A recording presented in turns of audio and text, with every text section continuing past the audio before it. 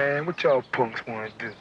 He's ready. Y'all just name the time and the place and we'll be there. Well, this is the place, and you know this is the time. Let's get it on then. Solid. That's right. There's only one. That's right. You understand? That's right. There's only one. That's right. You understand? Peace. Peace. Peace. Peace. Peace. Today I'm here with my brother, Born Mathematics of Law. We here in H. Medina. This interview is taking place live from Born Cutters Barbershop. For those of you that don't know about Born Cutters, that's the guy's barbershop. And today we just gonna be dealing with the science of living the culture. Actual fact. Peace. Peace, Come in the guys. name of Born Mathematics of Law. How you, God? I'm great, guy. Go ahead, introduce yourself to the people. For those that who aren't familiar with you, a part of our cipher, you know, just in general, just give you a basic introduction of who you are, guy. Alright. Well, peace. I come in the righteous name of Born Mathematics of Law. You know, born means to be complete. It also means to bring forth existence. Mathematics is life. And our family name is Allah. So I bring forth life in everything that I do. You know what I'm saying? So here at Born Cutters Barbershop, this is our establishment that I have brought together from the mind of Allah, from my mind, actually brought forth into existence. Since I was wanting to actually get into barbering, I always wanted to be owner. You know, of course, being a maker and an owner is a part of this culture. So actually knowing this culture and actually being a part of this culture, it actually gave me the actual knowledge and the blueprint of how to obtain that from actually going from knowledge to born. See, when the keys was actually given to me from our big brother, Self-Savior Allah, by way of True Born Mala, the keys actually gave me a vision to actually put forth this together as we are here today. You know, at first I was in other different barbershops, working from barbershop to barbershop. But when I came into this culture, it gave me the determined idea to actually put forth something together for not only just myself, but as well as our universal family as well. You know, this gives us a blueprint actually how to put a barbershop together, and also when you have an establishment, it gives you the access and the ability to do more things with having an establishment, like having classes, youth programs, different things of the sort, which we have here in H. Medina. Being with the youth office, H. Medina Youth Office, we all know our young Moon, our Moon Mathematics, she's a part of that. You'll see her history all around here in this barbershop as well. We have our plaques in here. You know, this is something we do to give back and make sure that the babies are always presented in a great light. Not only that, but give them praises as well, because that's what really this culture is about. You know, it's about giving back to the youth and making sure that they are aware of who they are, you know, and where they're going. And they always want to know where they're going, because they always put knowledge as their foundation. Knowledge is always the foundation in our culture. Just like with barbering, you have to know. It's just like a skill. You know, skill or a trade. That's what the father always told us. Make sure you always keep a skill in the trade. You know, so these are the things that I have read in the interview, as long as other brothers that have told me that this is what comes from the sons of Allah. That's what we do. We give the information and we pass it on down so that everybody can have the same knowledge as us and actually go further with it. And that's why it's for the babies, because when you give them the knowledge, give them the information, they're going to do something with it way better than what we have done.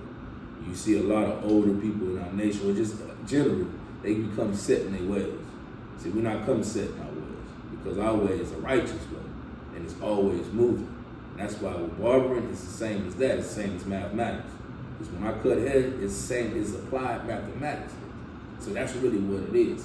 So when I have a customer or a client in my chair, this is what I teach the youth as well. You know, I have different barbers that want to learn up under me because they want to learn the skill trade as well, which is great. And this is for any and everybody. Man, woman, child can learn how to be a barber. And that's what main aspect that drew me to this profession. is that I get to actually talk to the people, be in different places, and deal with different things.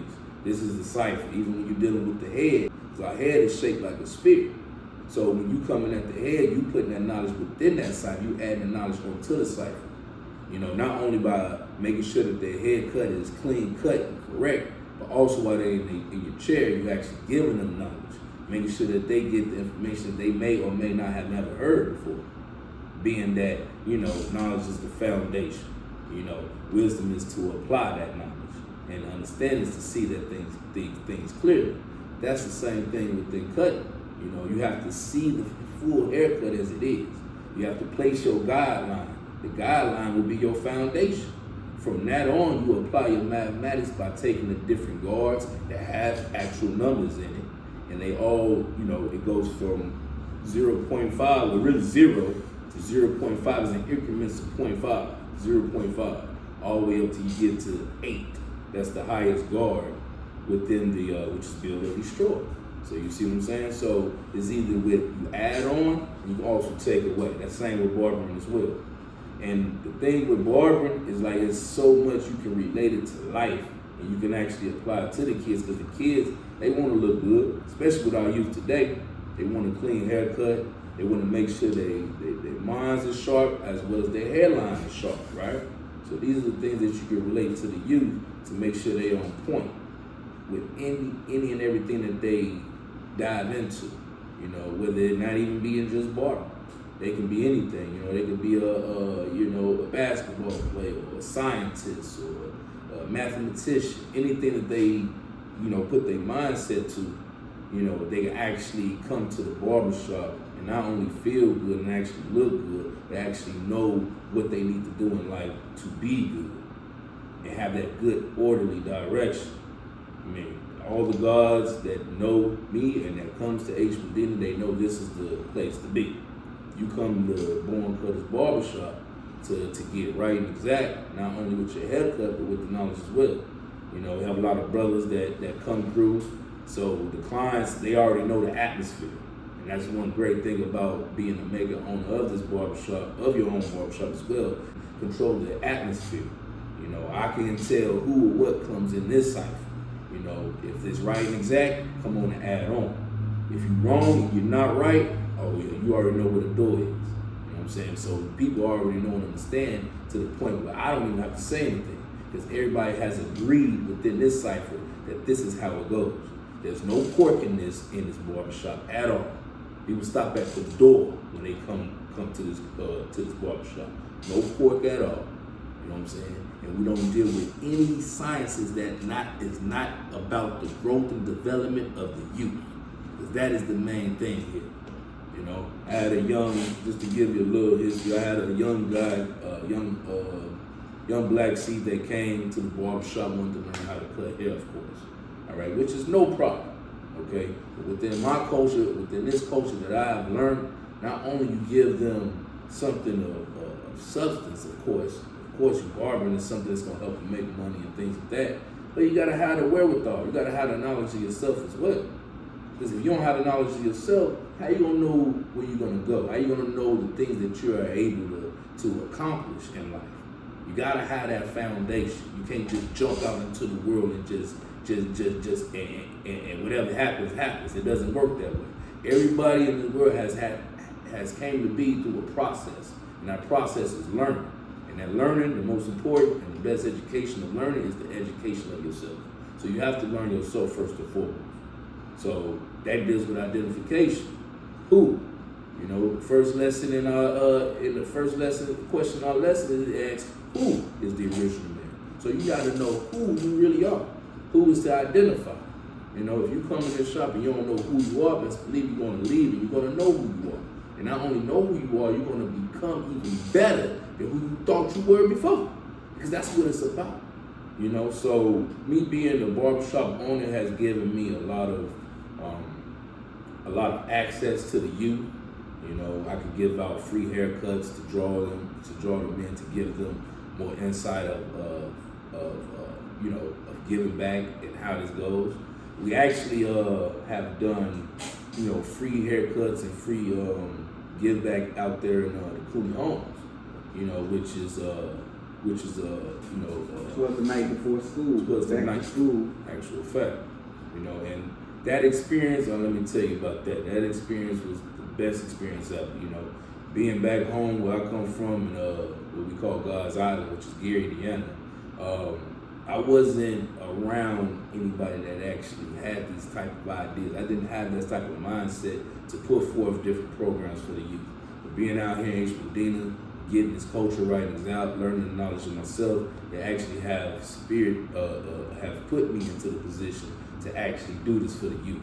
And not only that, but bring my youth around so they can experience it as well, so that they can know, hey, this is our duty. This is our duty of being civilized people. You know what I'm saying? We have to teach civilization, righteousness, the knowledge of ourselves, and the science of everything in life. And that comes with love, peace, and of course happiness. So that's one thing. And I actually had one of my younger barbers. He's a new barber that just came into the fold, and that was his first experience. And oh man, he loved it. He can't wait for the next one. This actually is our third annual, you know, give back, and actually it follows up with our Children's Day as well, which is something special. And you see the shirt here today. I have the shirt on. This is from this year actually. Children's Day, and it gets better and better. It gets bigger and bigger and better and better every year. So, and I know and understand that comes from us continuously adding on each and every day, making sure that we are seen and heard, you know, from all four faces of life, you know, dealing with 6 human families of the planet Earth: the black, the brown, the yellow, the white, half original, and red. Because that's our duty to make sure we get the information out to them. So this barbershop has actually put me in a great position. And you see we have books here as well, you know. This is not a library where you can check in and check out a lot, but you can always come in and grab a book. And I already know, we do the knowledge to each other, you know. Nobody's above examination, of course. So when people come in and inquire about books, of course I gotta see where their mind at, see what their intentions are and things like that before they acquire such things. And that's what goes on. They already know and understand that. And that's why I'm glad for my brother who came up with this Investigative Minds article, with Investigative Minds magazine, because that's something that's going to actually be in the shop. You know, we're going to get Son of Man's printed out. That's going to be in the shop as well. Things like that, so the 85% of people who don't know this culture, who is not of this culture, can actually learn and know about this culture as well. Not only while they're in the shop reading and waiting for their haircuts, they're going to have questions, of course.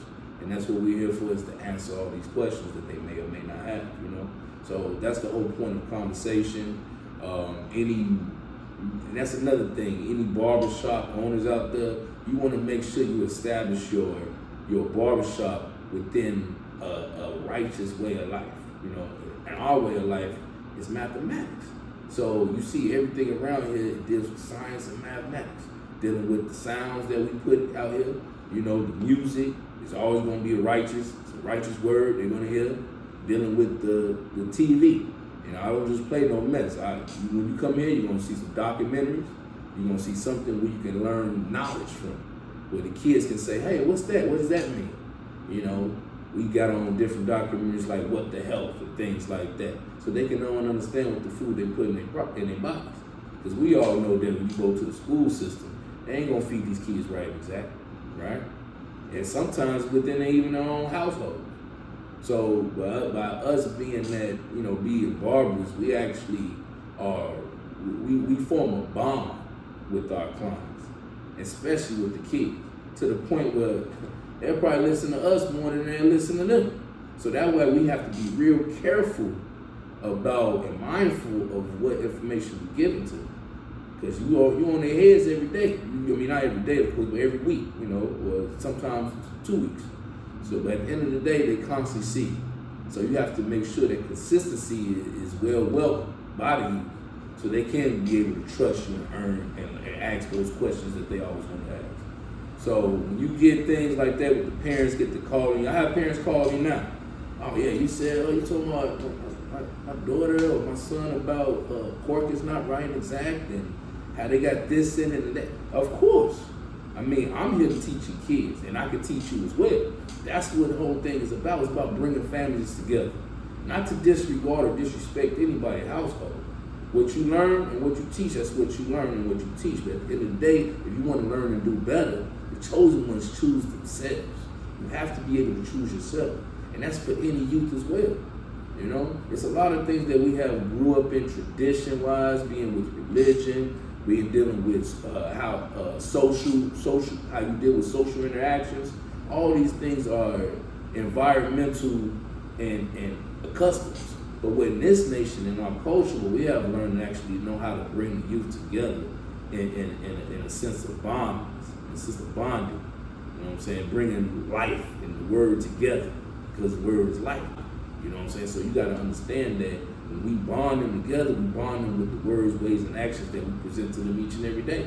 Because they're going to look and see you, you know, as well as being a parent. You know, we are fathers. Father means to further one's education.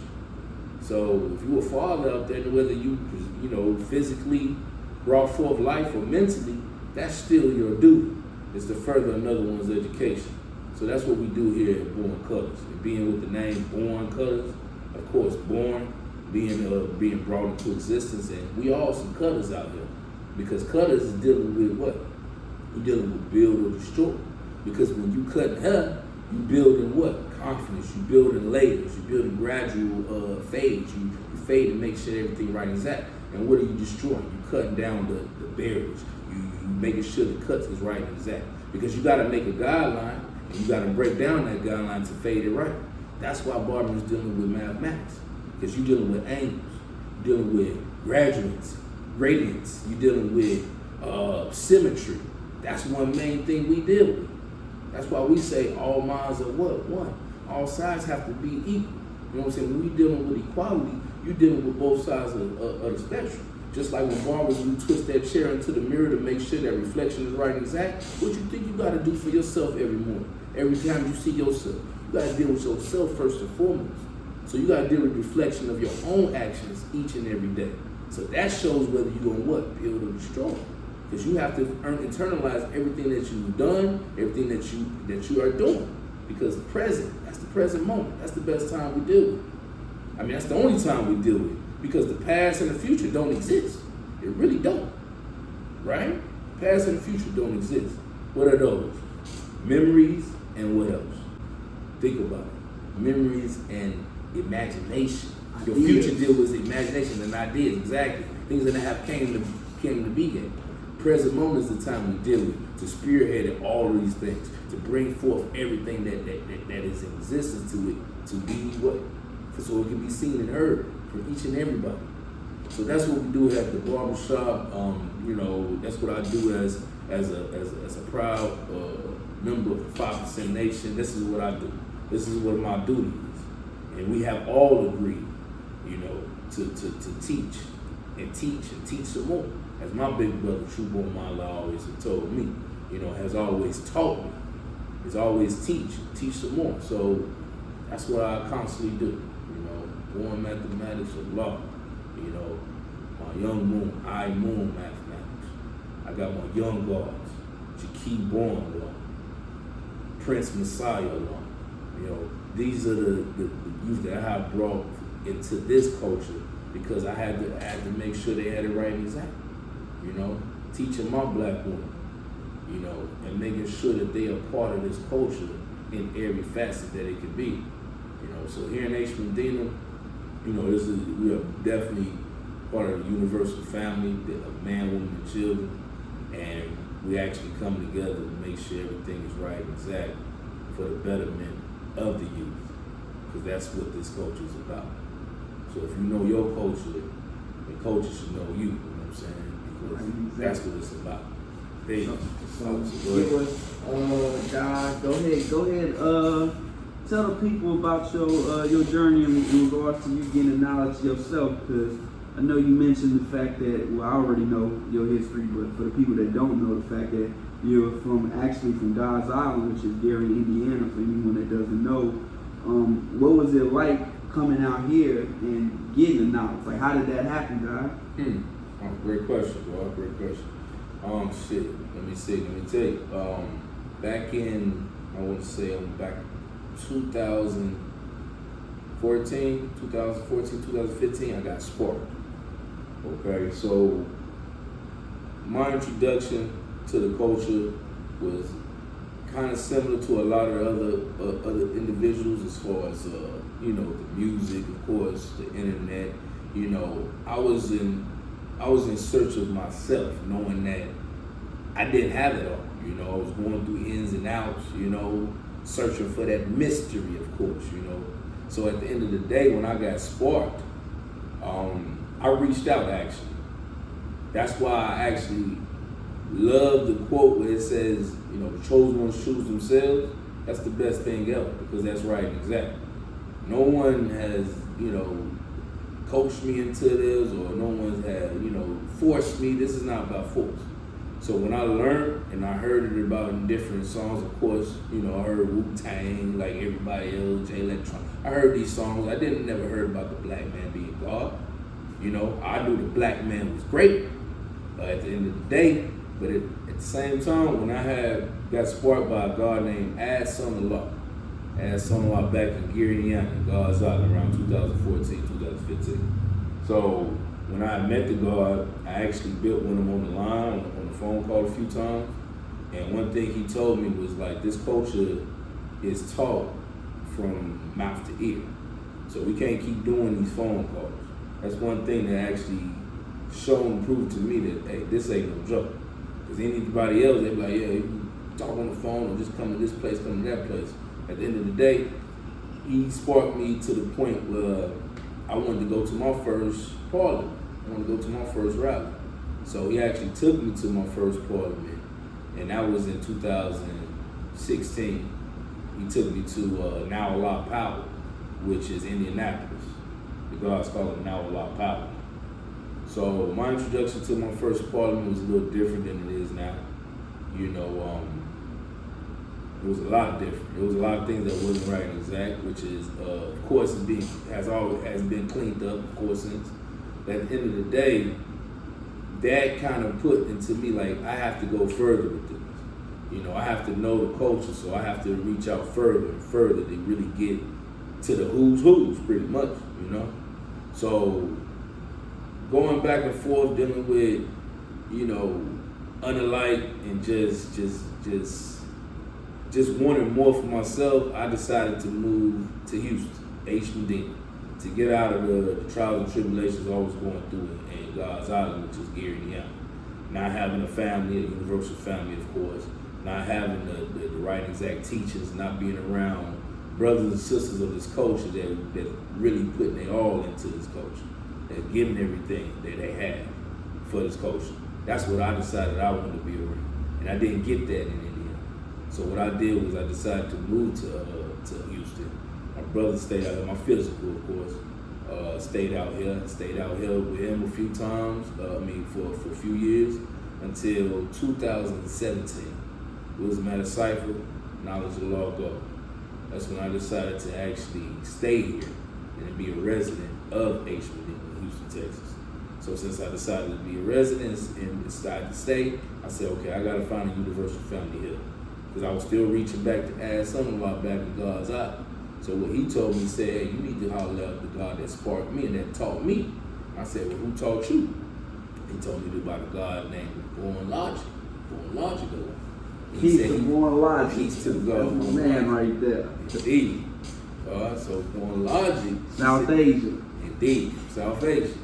So he said he got sparked, he got taught by Born Logic. He said he's out there in Texas. You know, he didn't know exactly in Texas where he was at. Later on, of course, found out he was in South Asia. So he did have his math or whatnot. So I reached out to Born Logic. I told him exactly where I was at, what I was doing, what I'm into. Of course, Born Logic, he examined me, of course, just like any other 5% to see my intentions. I gave it to him, and the last thing we built on, he gave me True Born Law's map. He said, this is the brother you need to reach out to. He's the one that's out there in Houston, Texas. And he out there teaching. He's the God you need to get in contact with. I'm out here in South Asia, unless you was moving coming out here. You know, so I said, okay, that's peace, God. Let me reach out to the God. Let me get his contact. Bam, gave me his information. I hit up True Born Law as soon as I got off the phone with the God. Born Marlock, got on the phone with him. First thing he said, after I gave him, of course, my name, who I was, he said, come to the rally. Come to my rest first. The God said, come to the rest. So that was one thing that shocked me. I was like, hold on, what? Like, God don't know me from a can of paint. I just meet him on the line. He said, come to my rest. Come over. Gave me the address, and this was, I want to say it was the day or 2 days before the actual parliament, because when I went over to the rest, he was like, yeah, we got a rally, we got our parliament coming up, saying you need to be there, this is what we teach, So pretty much, that's how it happened. So when my first introduction coming to the parliament, that's when I was taught, what we teach, which of course was created by True Born Law and Supreme Hassan Lover. Newborn curriculum. The newborn curriculum, correct. And then you get into our 120 degrees, which is the 1 through 10, 1 through 14, 1 through 40, 1 through 36, actual facts, soul life facts. Okay, so my big brother, he took me through what we teach, of course. And of course, Savior, he came along and took me the rest of the way from when I was born. You know what I'm saying? From what we teach to Tell the people how long you will have you on the what we teach. Yeah, we on what we teach for a good minute, God. Like, what we teach was, that's pretty much. How long? Give the people exact estimate on how long. They need to hear this, God, because the reality of it is, whenever you tell me about it, we be laughing and joking about it, but the reality of it is, he wasn't in a rush to put you directly into lessons or get you through lessons. Right, exactly. He made sure he took his time, and because of it, even within that year, even though you had only dealt with what we teach, you had actually got the culture right and exact. You could actually, when you speak on the culture, you was able to speak on it better than some of these people that have been around years, months, and days that's been in lessons, have been stuck in lessons. And you hadn't even made it to the lessons yet, but for the fact that the God wanted to get you rooted in the culture, yes, it actually showed and proved to be right and exact and beneficial. So that's why I was asking that question, because it's a lot of people out there that's quick to try to just push brothers through 120 lessons to say they taught someone, and what ends up happening is they'll get dodo birds that know 120. That all they can do is memorize the quote, but they don't got no understanding. They can't apply living mathematics to their actual reality. That's why our foundation is supreme mathematics, supreme alphabets.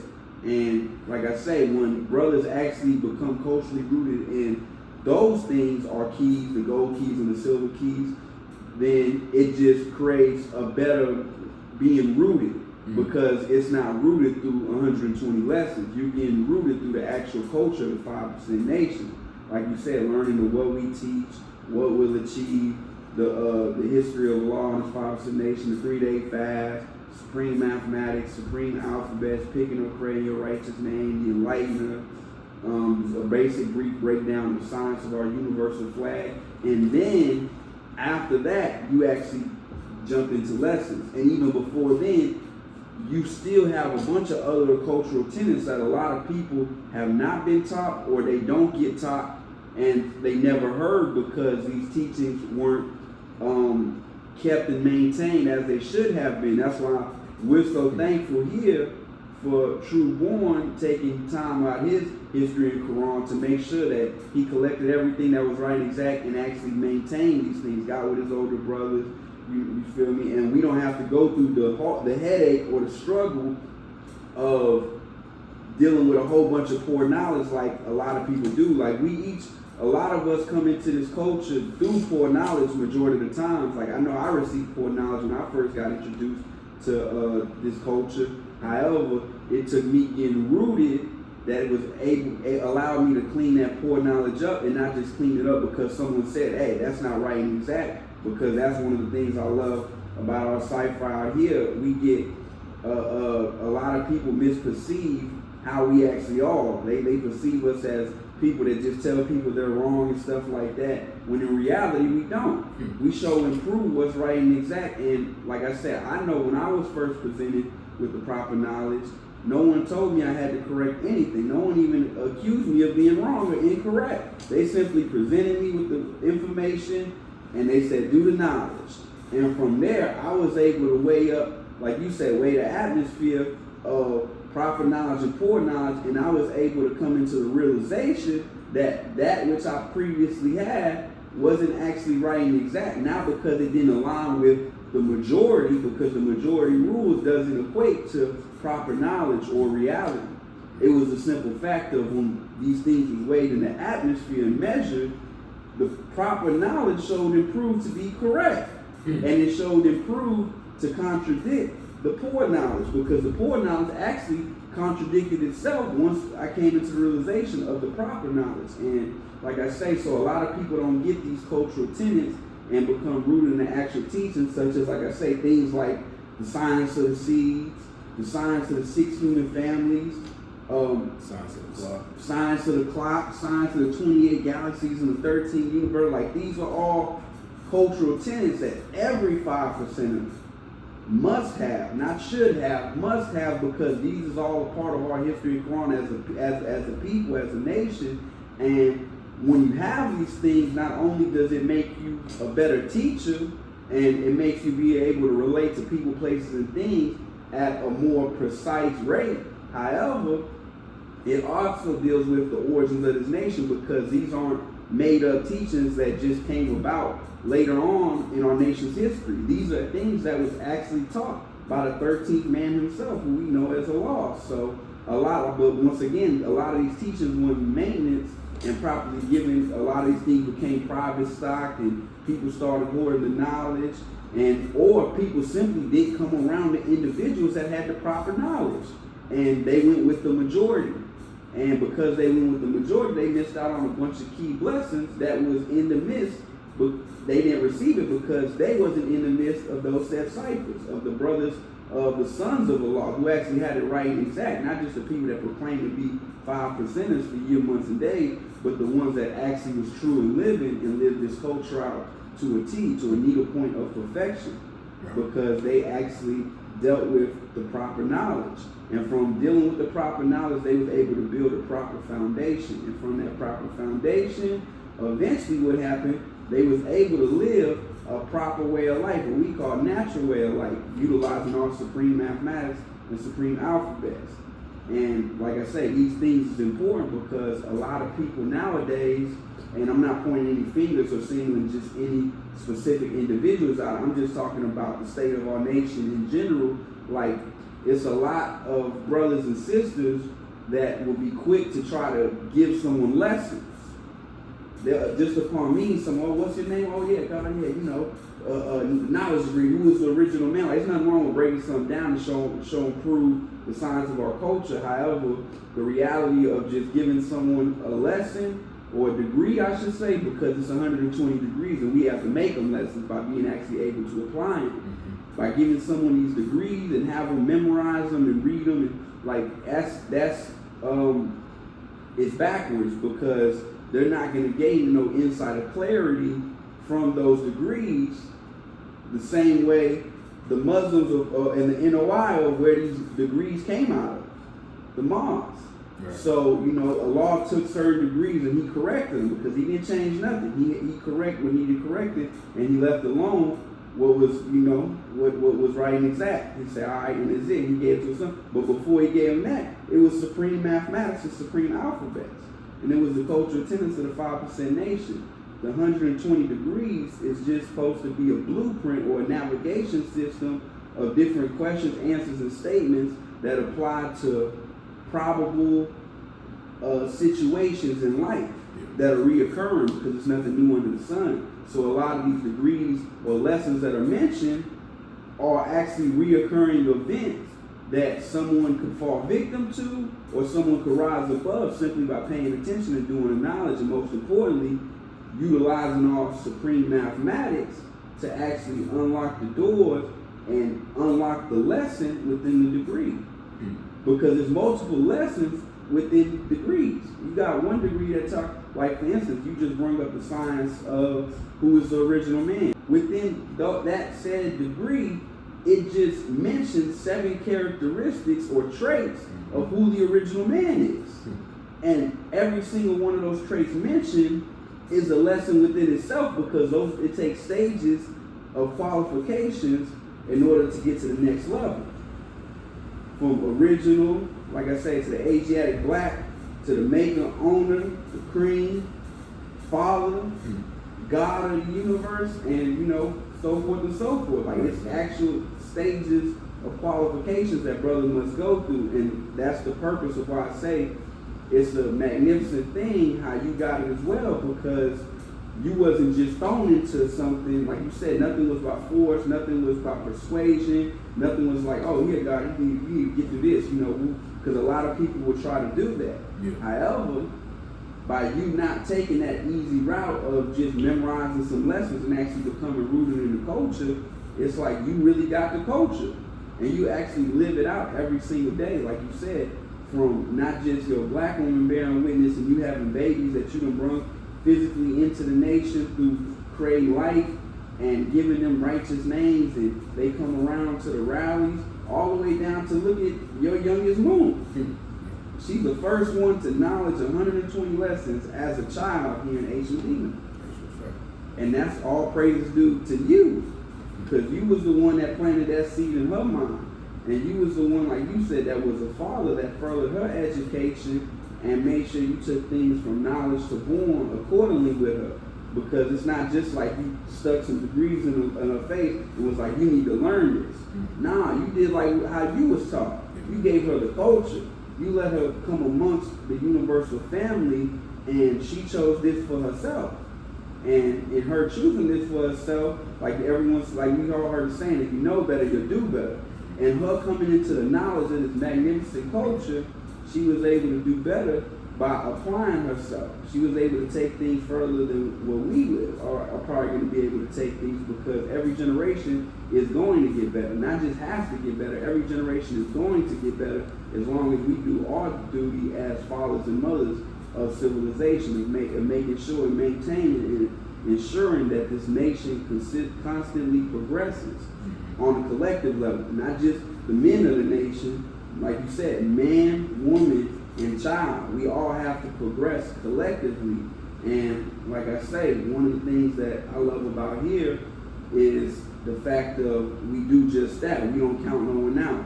We deal with the science of man, woman, and child. We deal with the science of qualifications, meaning can't no one, just anyone, come up here and say, yeah, I'm a law God, or I'm God, or this. Nah, you got to really show and prove that. You got to come into the knowledge, the proper knowledge of yourself, and you got to be able to live that out. Can't no one just come amongst us and be like, oh, I'm the earth, peace, just because you're a woman. No, that takes stages of qualifications too, just like with our moon. She's a young moon right now. We want to refer to her as the earth because she hasn't gave birth yet, So that's a qualification of the planet Earth, dealing with the science of the 1/4, which is the knowledge and the culture, the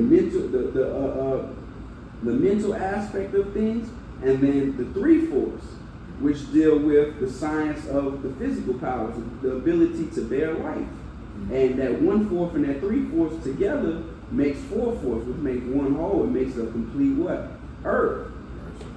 And that deal with the science of the earth and the moon ones being one as well, because the moon is the 1/4. That's the mental powers. The earth is the 3/4. And then when you dive into the science of the actual earth, the earth is covered approximately 3/4 of water. You feel me? And that deals with the science of the mind and the body.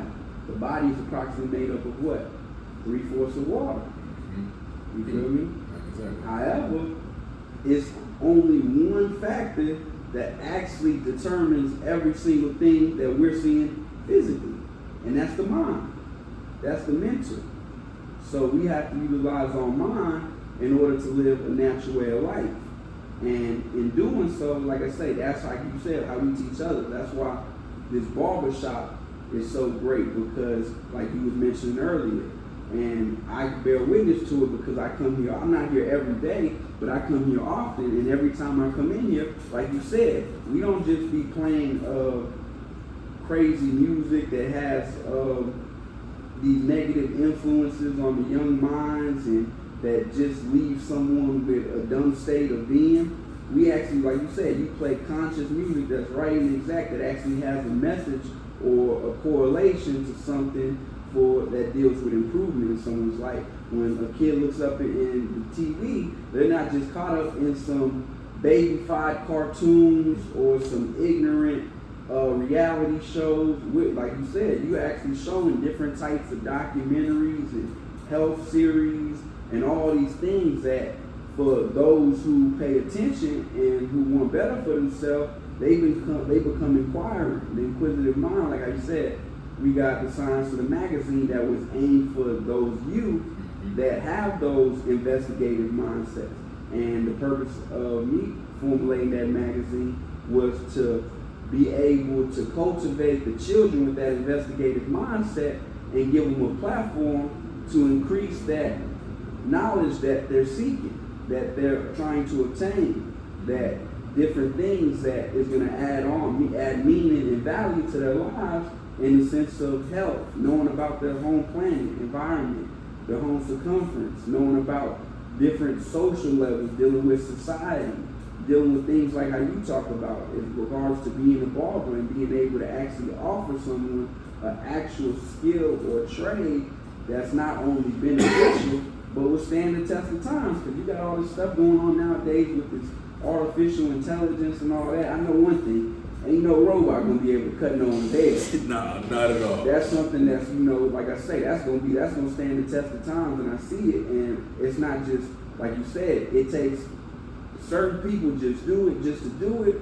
Then you have those that's actually been professional at what they do, opposed to just doing things. Like you said, you utilize your supreme mathematics to make yourself a better barber each and every day, because it's not just a haircut. You're dealing with the science of living mathematics. You're dealing with the science of angles, of precision. Like, even with the name, Born Cutters. Born means to be complete. And like you said, Cutters, it's not spelled with an S, it's spelled with a Z. In our supreme alphabets, Zigzag Z deals with the trials and tribulations of the civilized as they learn and teach. And that's what the Z represents. Like you said, everyone goes through that cutting, that zigzag Z, that doing knowledge and applying the wisdom and continually doing it until you perfect the method, because that's all the Z is. The Z is the completion of those trials and tribulations. When you come out of that hell, or when you come out of that situation, or when you come out of that error, because sometimes as we zigzag in, we might make a mistake. And we have the ability to correct it, because that's what the Z, the complete. If we do come across a mistake, we're able to correct ourselves and bring ourselves to the living reality of peace, of heaven on earth, which deals with the absence of confusion and chaos. And the absence of confusion and chaos is none other than supreme mathematics, the law and order of the universe. So yeah, this barbershop, like you said, I dealt with many youth that I can only imagine how many you deal with. Like I say, you deal with them every single day, and that's why this profession is one that's needed by us as a people in regards to maintaining presence amongst the youth. Not just saying we're just going to be barbers or anything like that to deal with the youth, because we're going to get on other ways, but this is actually a great profession because you was able to establish your own business, have your own location, being able to have your own rules, regulations in regards to, like we said, everyone already knows that comes to this barbershop, that's the guys. They don't eat no pork and none of that stuff. And they know anytime they walk through that door, some of them be smiling like, what y'all got for me today? Yeah. What class and session that I'm here. I ain't bring my notepad, but I got my Bible. And and it's things like that that's beautiful, because once again, these are establishments that are needed in the community, because this is a form of free education, literally, because not only is people coming in here and receiving the proper knowledge and the science of everything in life freely, however, you're actually offering people, especially specifically the youth, you're offering them the chance and ability to come under a mentorship, apprenticeship, free of charge. Hey, you want to know how to cut hair? You worried about money? Don't even worry about that. I'll teach you how to make money. This type of trade's not going nowhere. This one as long as you apply yourself, you'll be able to learn, as well as you don't have to have an establishment. And if it comes down to it, you can cut up in here, you know. And the babies, all them get taught free of charge. And, you know, and it helps a lot of people, because here it is that you might have a youth that might be dealing with things like financial burdens at a young age, whether dealing with financial situations at home, that they take it upon themselves to do things like sell drugs or commit robberies and things of this nature. And here it is that you have something of greater value to add on to their life, like you was talking about that build and destroy. You're able to destroy the negative perceptions of having to do something to gain $1, and you able to add on a better mentality in regards to you ain't got to do that, you can do this, and not only is you going to be able to do this, but it's going to deal with longevity. You're going to be able to do it longer. You're going to get better. You might start receiving pay cutting hair for something like $10, $15, but you're going to work your way up to that $25, $50, even $100 when it deals with the alcohols and stuff like that. And that's a beautiful thing for the youth, because I didn't have that growing up in regards to having certain situations of people that were so willing, that didn't know me from a can of paint, to reach out and just try to add on to my life in a positive manner. Because I had individuals that was older that reached out, added on to my life in a negative manner. However, it wasn't, and that's not even to throw blame on them, because it's like dealing with the science and product of the environments.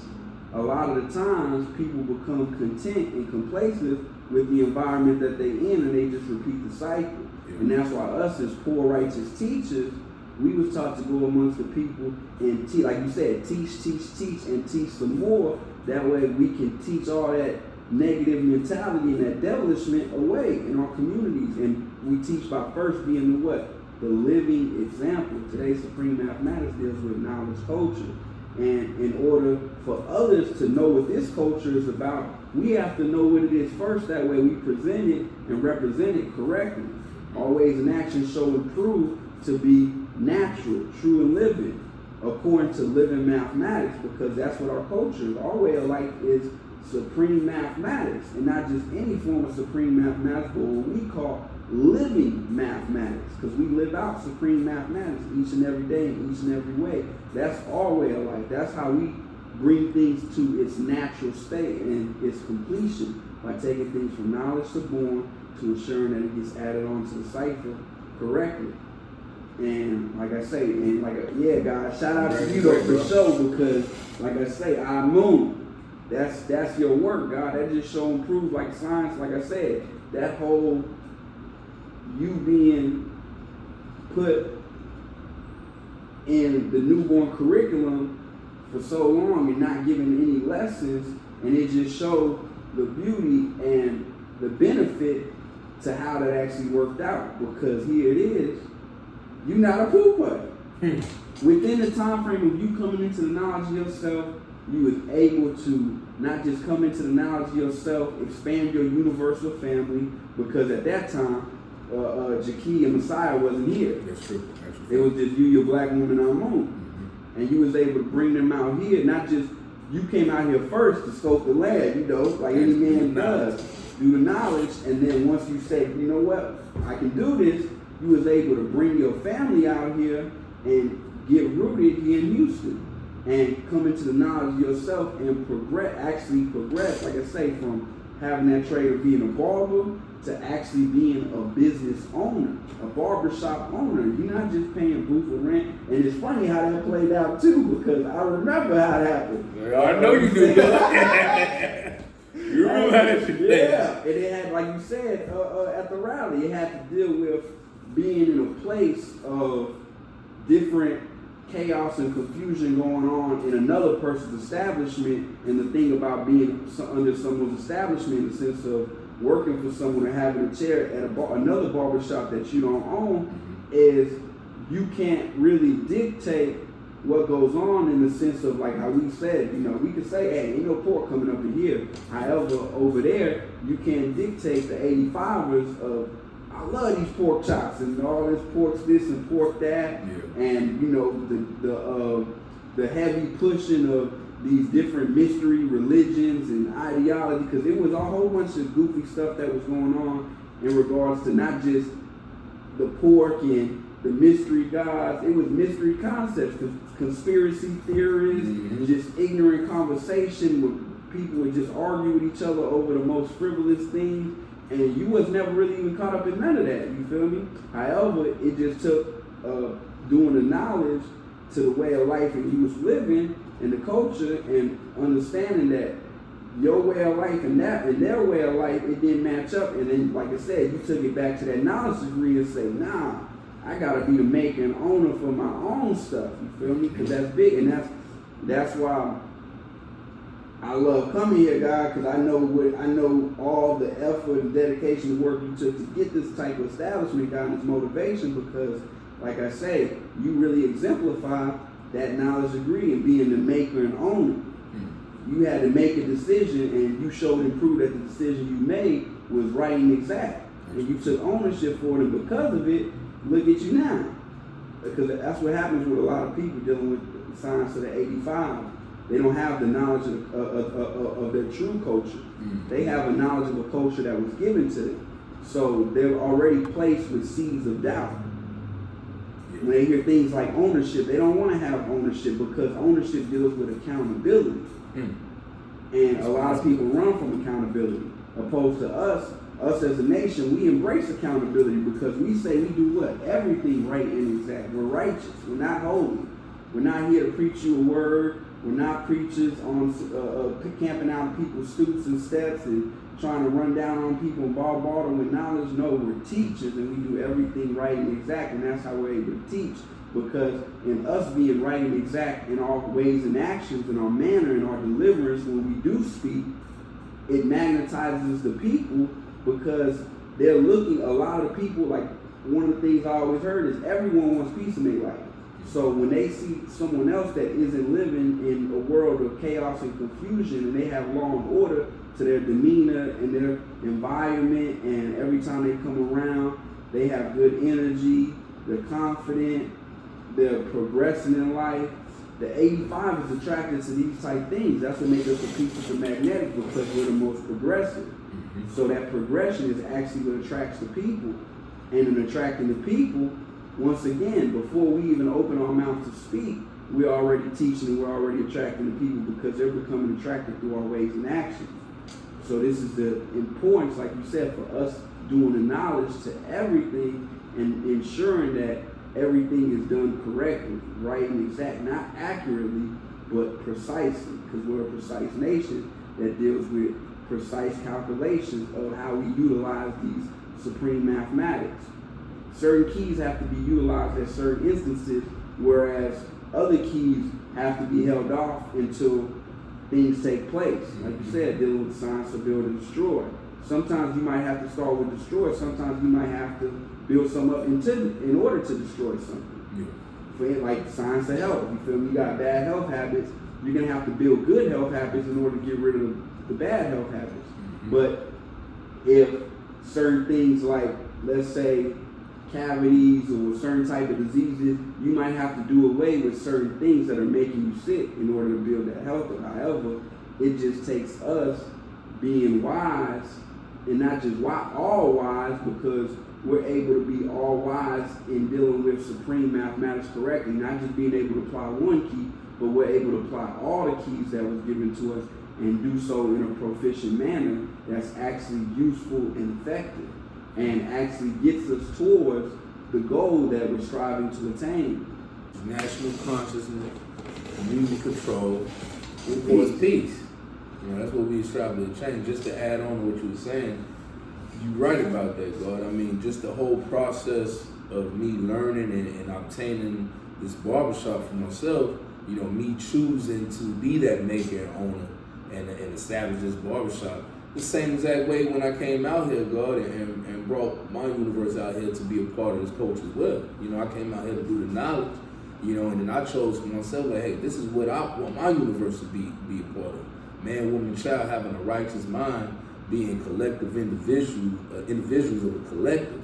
that's more about change than anything. You know what I'm saying? More about change for the youth, because we are the agents of change, bro. So I do agree with that, and that's why I love the process that True Born Marlaw took me through, as far as not giving me the lessons right away, because I didn't do that to my young. You know, he taught me camaraderie. He taught me, you know, in order to love you, I must know you. You know what I'm saying? So these are the important things we got to do. You got to know somebody before you pour all this love, because love is what? The highest form of understanding. So if you give somebody your understanding, you got to give them what you know of yourself. You got to let them know who you are. Give them the knowledge of who you are. So that's one thing True Born Marlaw has definitely taught me, as far as getting to know one another. So through that process of what we teach in the newborn curriculum, yeah, he had me on there for years, months and days. Like I didn't Knowledge 120 until knowledge, wisdom out of sight and knowledge born. But I've been out here since wisdom out of sight and knowledge of law of God. So that's damn the wisdom years, me going through what we teach. I haven't had no lessons at all. You know? Till Self Savior came along and he was like, you know what, the God is ready to go further into his lessons. And that was after a year, months a day. Bro. So yeah, the whole part of us coming amongst each other, you know, hanging out, camaraderie, not just hanging out, but actually we come together, we breaking bread, you know, letting me know how this culture goes, eating the right and exact foods, showing me different meal preps, you know what I'm saying, as far as dealing with our culture. You know, it's a wealth of knowledge, God. Yeah, God, because to add on to that, God, True Born Marlaw is actually the first person that actually showed me how to prepare an actual full course meal of just vegetables. Before then, you couldn't have convinced me that eating a full course meal of vegetables would have been delicious and tasteful. I'd have been like, motherfucker, where's the protein at? Yeah. You feel me? Not knowing there's protein in these vegetables, you just have to know the science of the foods and how to eat to live. And like I say, like dealing with whenever, like you said, how True One said, yeah, come to the rest. He told me the exact same thing. And it fucked my head up. Because I'm like, you want me to come to the rest? I'm not sure you want me to come to that rest. I'm still working on myself. Right, exactly. And then my other partner that was with me that's dealing with the knowledge too, you feel me, he was around me. So I was like, yeah, I'm going to go be with the site file here. So I called True Woman. I was like, hey. I was like, you mind if I bring someone? He was like, God. Bring as many people as you want. Right, exactly. That blew my mind because I was like, you said it was so, mind-boggling because you don't know me from a can of paint. I don't know you, and that's not. I come from a timeline of, man, you don't show no one where you live, never. Right. You don't show, if you know where someone lives, that gotta be the day one sandbox brother in order to actually.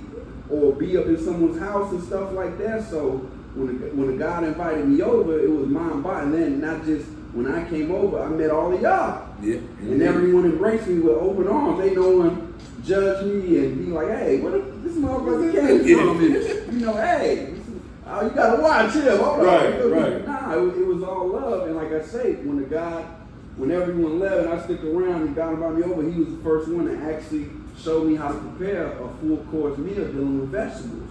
And it was dealing with the science of the 5% of soup and the little size of the pasta, the vegetable pasta, as well as the guy had a whole chlorophyll drink. I was looking at the drink, it's all green. He said, yeah, God, drink it. If you got any type of parasites or any of that, it's going to get rid of all that. Right, exactly. You feel me? So I was like, damn, I ate the food. I'm like, damn, this shit good in the motherfucker. And from that day on, it actually sparked a thought in my mind to actually take it more serious in regard to investigating the foods I put in my body. Right, exactly. Because it was certain foods or it was chemicals that I didn't even realize was detrimental and harmful. Like True Born Marlaw was the one that taught me about the science of high fructose corn syrup. Because before then, I didn't know that science.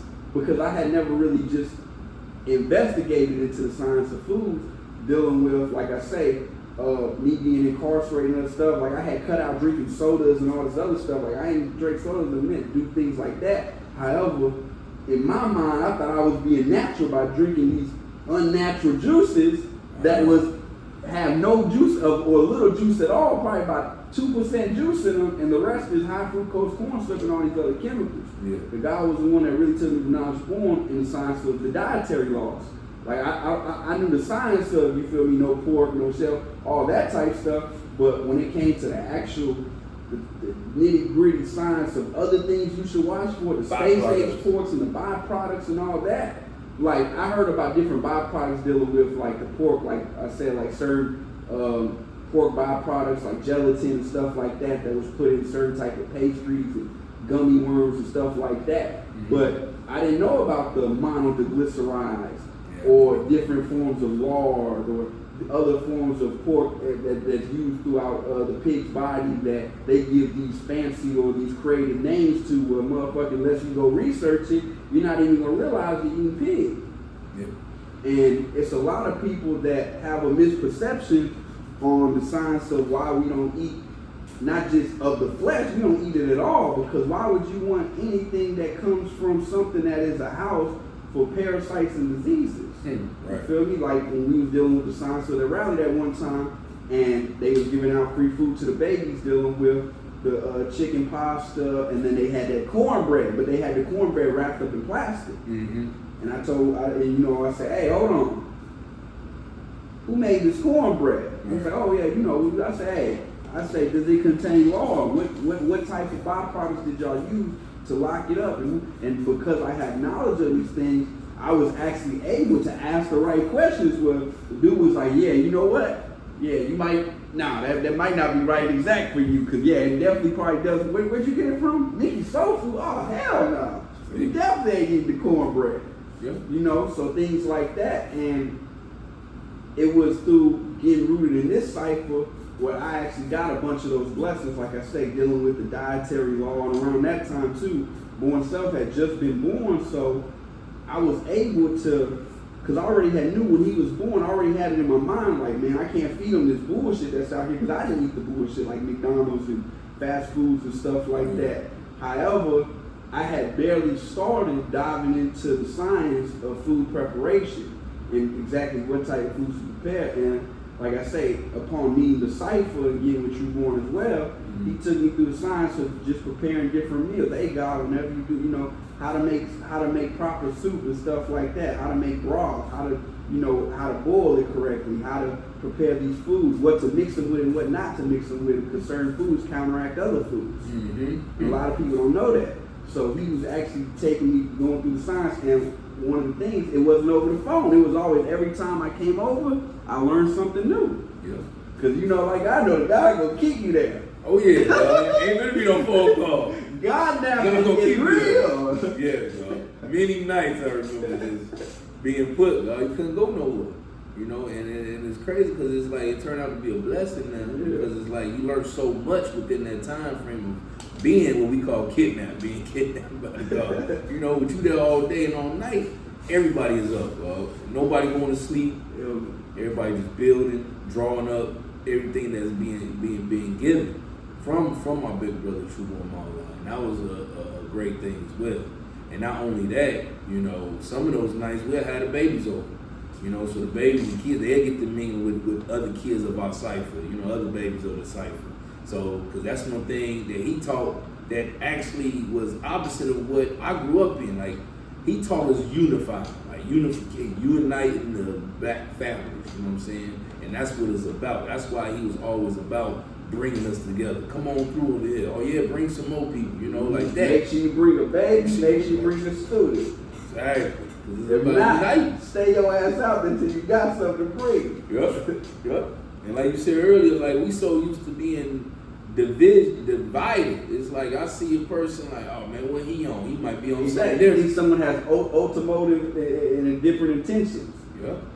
When you come amongst one, up under one mind, y'all come together and make all minds one. He actually taught me the science of uniting the seeds, the black, the brown, the yellow. You know what I'm saying? I'm thinking it's just, what you mean, black, brown, and yellow, Right, exactly. So, yeah, he took it from knowledge to born, letting us know, like, hey, man, black, brown, and yellow, that's what we mean by when we say black people. When we say that black people are the original people, we ain't just talking about a black complexion, we're talking about the black, brown, and yellow makes up the black people. So that's one thing that I didn't know at first. You know, I'm looking at my Yellow Seed brothers as if they not part of, you know, being black. I'm like, okay, how is he black?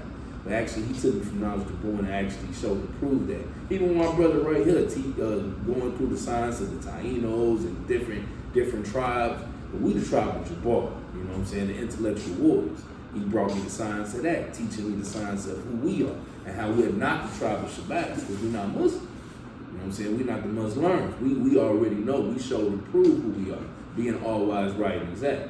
So these are the things that a lot of other individuals have not learned because they haven't come amongst the true and living. You know what I'm saying? That's why we say this is living mathematics. This is being amongst the true and living, being amongst your brothers, and actually learning everything right and exact, and being humble with what you learn, not just being arrogant, saying, okay, this is what I got, this is how I got it. No, you have to be able to correct that. You know what I'm saying? If it's wrong, come get corrected. And that's one thing in our cipher we don't hold against nobody. Okay, if you haven't learned that, okay, just come around and just bear witness to the truth and be who you are, come amongst the true and living, because we actually doing this right and exact. So that's one thing I've learned as well, being in this culture, in this cipher here, particularly this cipher, just showing that everybody it comes together for one common cause, and that's actually to come together and share this knowledge, not only each other, of course, but most importantly the youth. You know, raising them up right, getting them the proper teachings through their health, through whatever they're dealing with, through social interactions, you know, anything. You know, that's what it's all about. So, indeed, God, like, it's been great. You know, True Born Mala actually coming out here in 2016. This was the year before I came out here. You know, he actually established here in H. Medina. You know, Southwest. So we've been here teaching ever since, God, and you know, and I'm thankful, grateful for all my brothers and sisters in this nation. We continue to grow and we continue to do our duty, and that's peace. And you were the first wave of those 5%ers. Yeah, God. Came out here teaching. And I done seen a lot come and go. You're right. And you still here, God showing improvement. Like I say. In fact, I ain't going nowhere, God. And it's like, that's one great thing that this culture has taught me.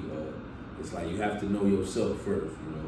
If you know yourself, come on now, you'll be able to share yourself with the world, to show them who you are, to show and prove that you're the true and living God. So that comes with us just teaching and teaching some more, And like the God said, like, man, my babies came in this culture, me bringing them in this culture and teaching them the ways of life, and them being around the other family, their uncles and aunties, and they got a big family, God. They love it, And that was the main thing I wanted them to have, instead of, without me going hard on them with lessons and things like that. Even with Supreme Mathematics, Supreme Mathematics, that's our language, God. Alphabet is our language. Supreme Mathematics is our keys. Alphabet is our language. So you got to understand, when we teaching that in itself, they got to be able. You can't just throw that at anybody. You can't just throw that. You got to pretty much show them the culture as well. Let them come around. Because he didn't even give me Supreme Mathematics when I first came around. It was just come around and come over here, with this bill. You gotta earn it. You gotta earn it, right? And that was great because, like you said, I had poor knowledge when I first got my Supreme Mathematics from the God that sparked me. It wasn't right and exact. But when I came out here and showed him what I had, he was like, nah, throw that away, bro. Put that up. So that's a part of building stories too as well. Sometimes, most definitely, you have to unlearn to relearn. And that's what I have done, just dealing with, coming from a religious background to being a 5%. You got to unlearn and relearn that wasn't proper knowledge, that was rooted in religion. Religion needs to rely on. We don't rely on nobody, you rely on yourself, to get yourself out of situations too. Because you're your own self-saver. And that's what self-saving taught me. You got to be your own savior. You got to save yourself. So these are the things that has pretty much, taught me how to be a man first, and then from man be God. And after God, Allah is born in the mind. Everything starts in the mind. You see, a lot of people don't got that science because you hear a lot of brothers when they give out the supreme mathematics, they don't know the significance or they don't recognize the significance between God and Allah God. They think it's just all the same.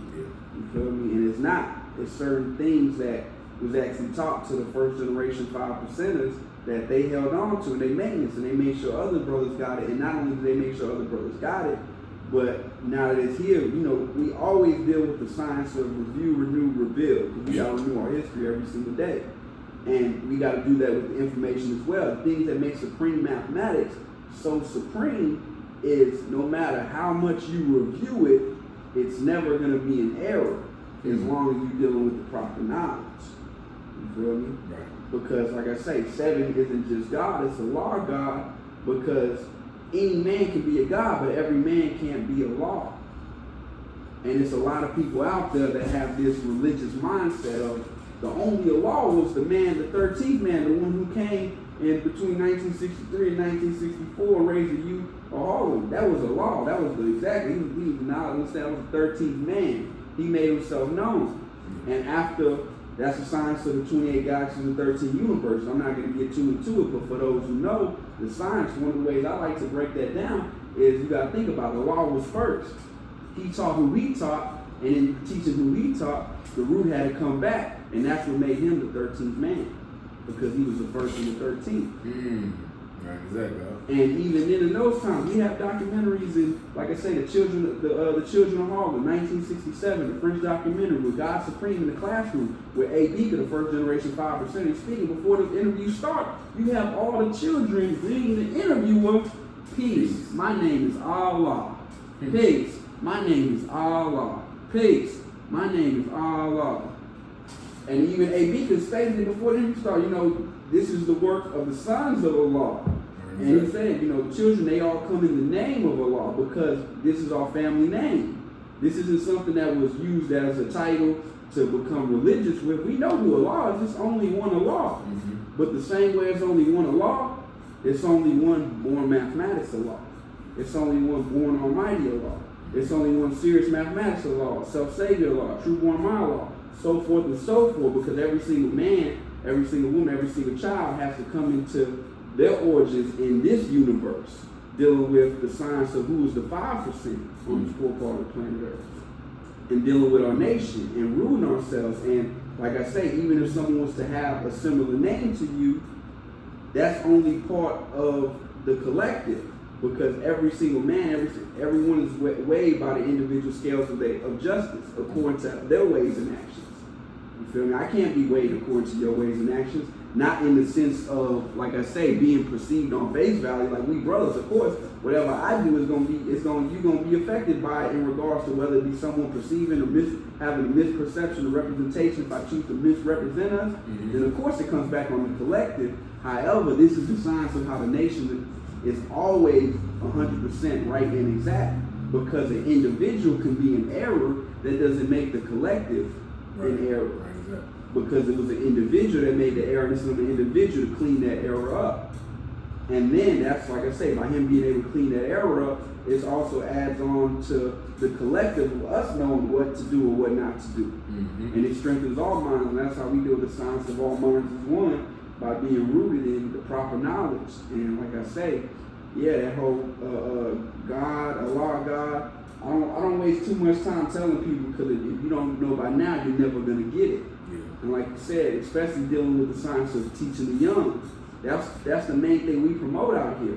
Don't get it wrong, we teach anyone and everyone. However, when it comes to teaching someone that's old, that has poor knowledge, or that just is stuck and stubborn in their ways of not wanting to let go of certain things, not because, like I say, because we're saying, hey, that's incorrect, or this is that, because of the simple fact of here, if you take this information and you weigh it up, you go to the drawing, you go to the lab, you go to the drawing board, and they come back and holler at us, you feel me? And they're like, oh, well, that's you hear a lot of people talk about the Son of Man and Universal Sham God, and they don't respect what some of the things he put in the Son of Man, of, oh man, I'm not going with that, but you'll wear his universal flag. Right, exactly. Well, You don't have no discretions about that. Or, like I say, any other first generation father sons. But like I say, here it is where I remember God Supreme telling me about, and I want to say there's a video out there as well, where he was telling me about the first time when Allah called him Allah. He said he turned around and was like, who you talking to? You talking to me? I ain't Allah. And Allah looked at him and said, son, if you ain't Allah, then who is it?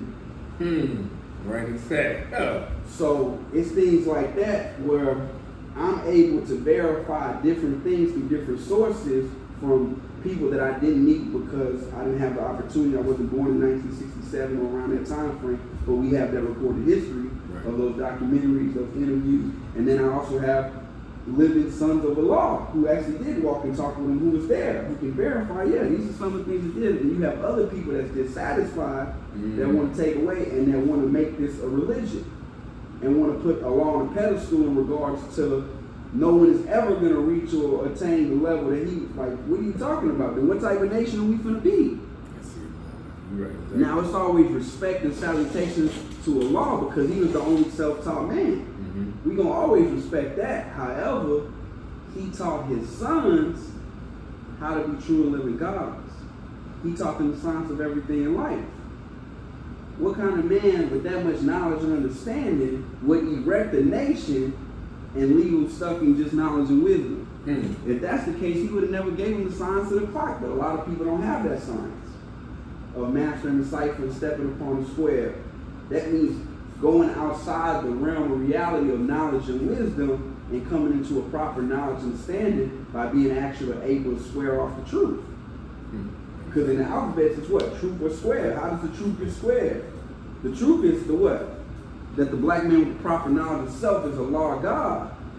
The square is 490-degree angles. So how do you, that means you have to square off the truth by showing and proving of being able to be that living example. The only way you're going to be able to do that, though, you have to master the cipher of what? Yourself, the knowledge of self. Then you can master the cipher of life. Then you could deal with all these things accordingly in an effective manner where you're not subjected or limited to knowing how to do things. Because if you know better, you do better. The more you know, the further you go.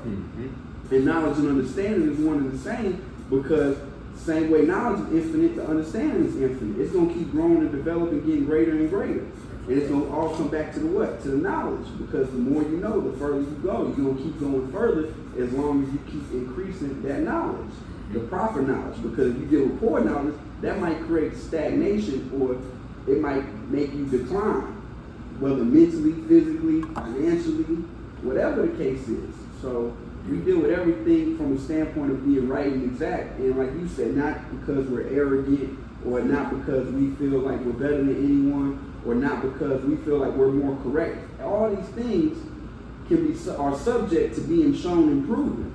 And I don't have a problem showing and proving anything. I have yet for someone to show and prove to me that anything that we teach is actually incorrect.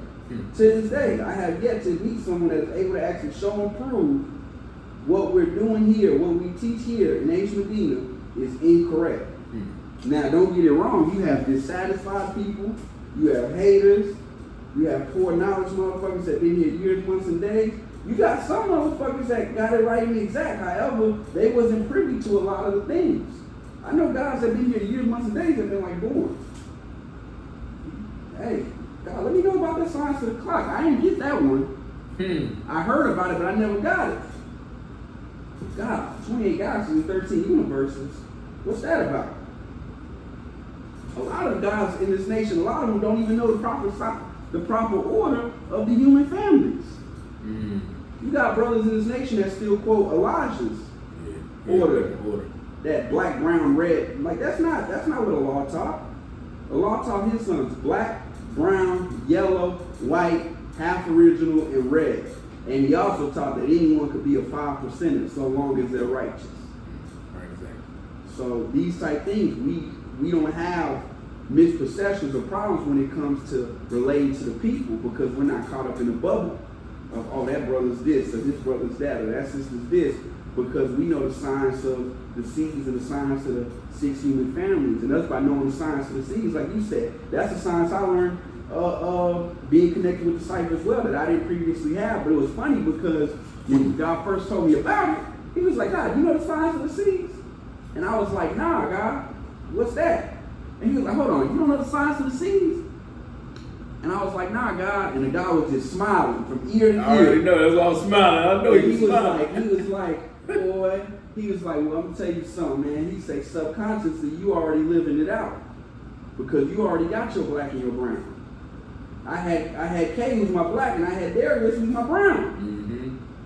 Who I naturally, like, we naturally is in tune, kicking with is through. We move in threes naturally. And when I got the science of it, I'm like, oh shit. Wow, yeah, God. Yeah. This is factual. Mm-hmm. This is really a science in itself, and it actually applies because here it is that a lot of, like, just like with supreme mathematics, a lot of people go through supreme mathematics unconsciously.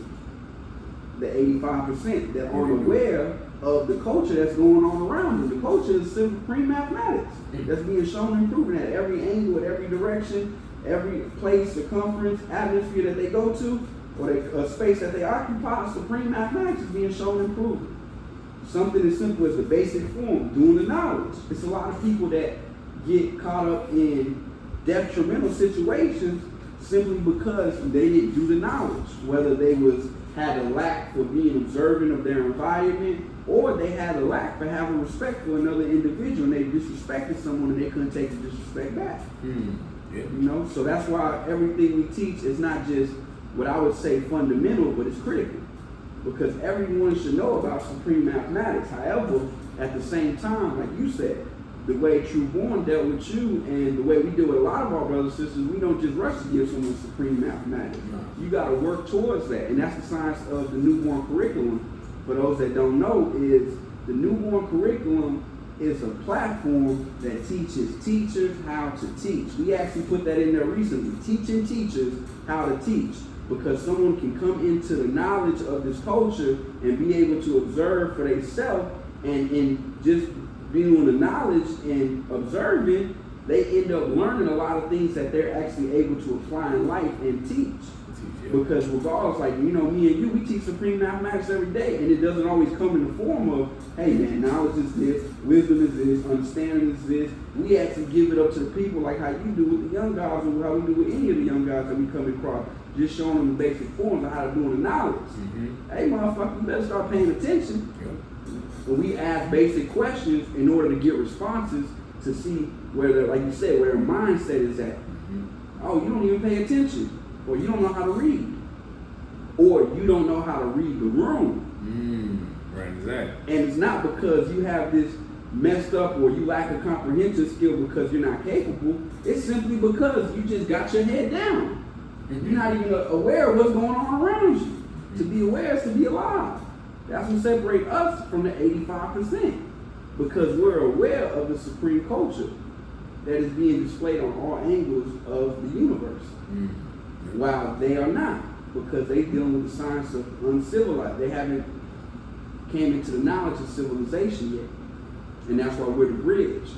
Because we're the bridge between that unconscious and that conscious state of not knowing and knowing. And the beauty of this culture is everything we do is free of charge. That's why we poor righteous teachers. We're not poor because we're broke. Right. You look around, you got many brothers that's successful in different areas of life. We're universal because you might have a brother like yourself, barbershop owner.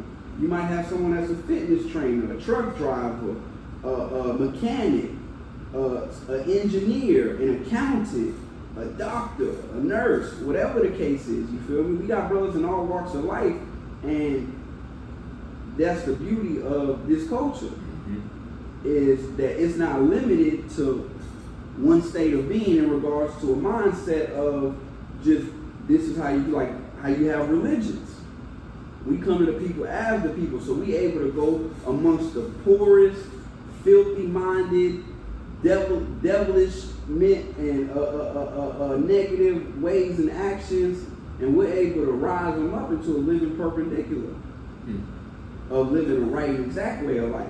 Even if they don't come into the knowledge of being a true and living God, by the time they leave the gods, they're going to know about civilization and righteousness. They're going to know right from wrong. However, it's going to be on them to uphold that. Going back to our supreme alphabet, dealing with justice, the reward of penalty. Every single man has to be weighed by their own scales of their own actions. And depending on their actions will overall determine whether they see a reward or they receive a penalty. And like True Born told us, I'd rather get a pat on my back than a kick in my ass, because what goes around comes around. So you have to brace yourself and prepare yourself for that which you want to come around.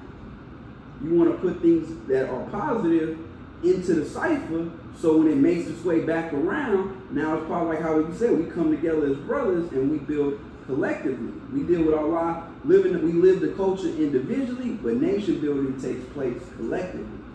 Because that's one of the things I was taught as well. Every single man, every single woman, every single child got to deal with living the culture and be able to stand on their own too and live this culture upright individually.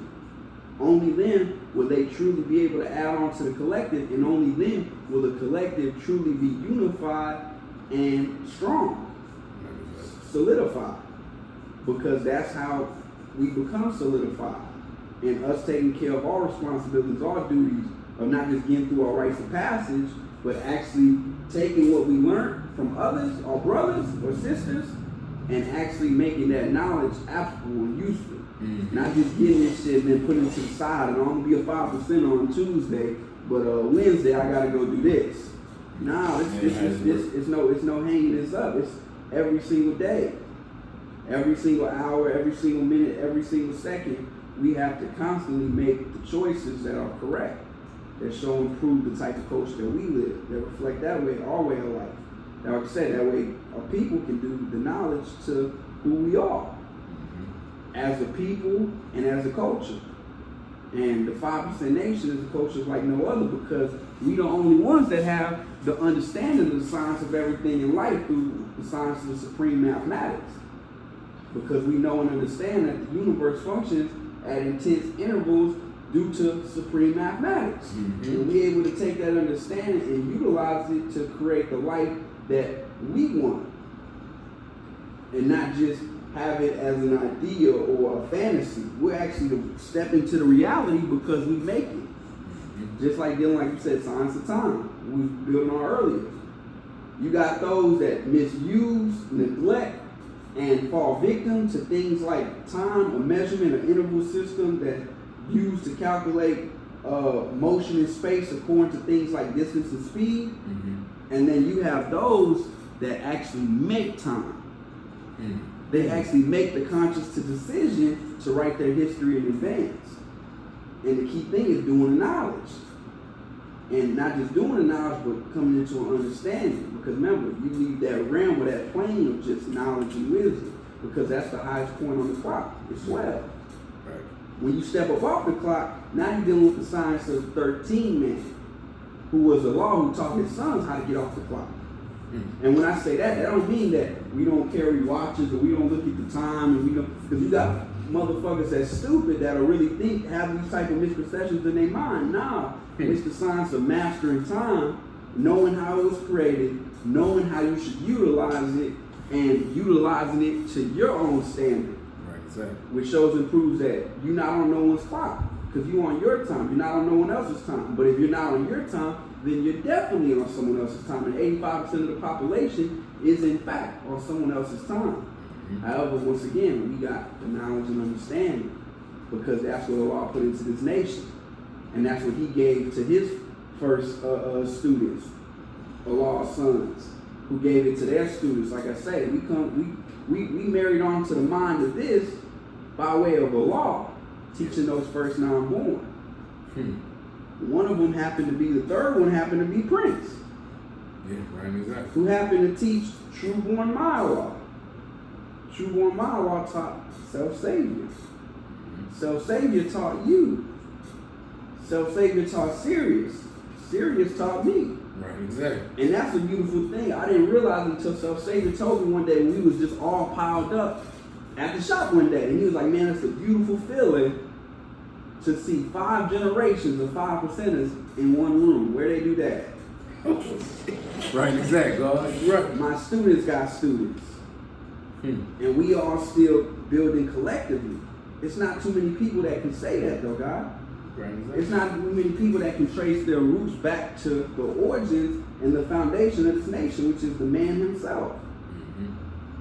Regardless of the mistranslations, whatever happened, like that was part of knowing about the 28 galaxies and 13 universes, and knowing is about knowing the origins of this nation and where do you come through, who are you rooted in. Right.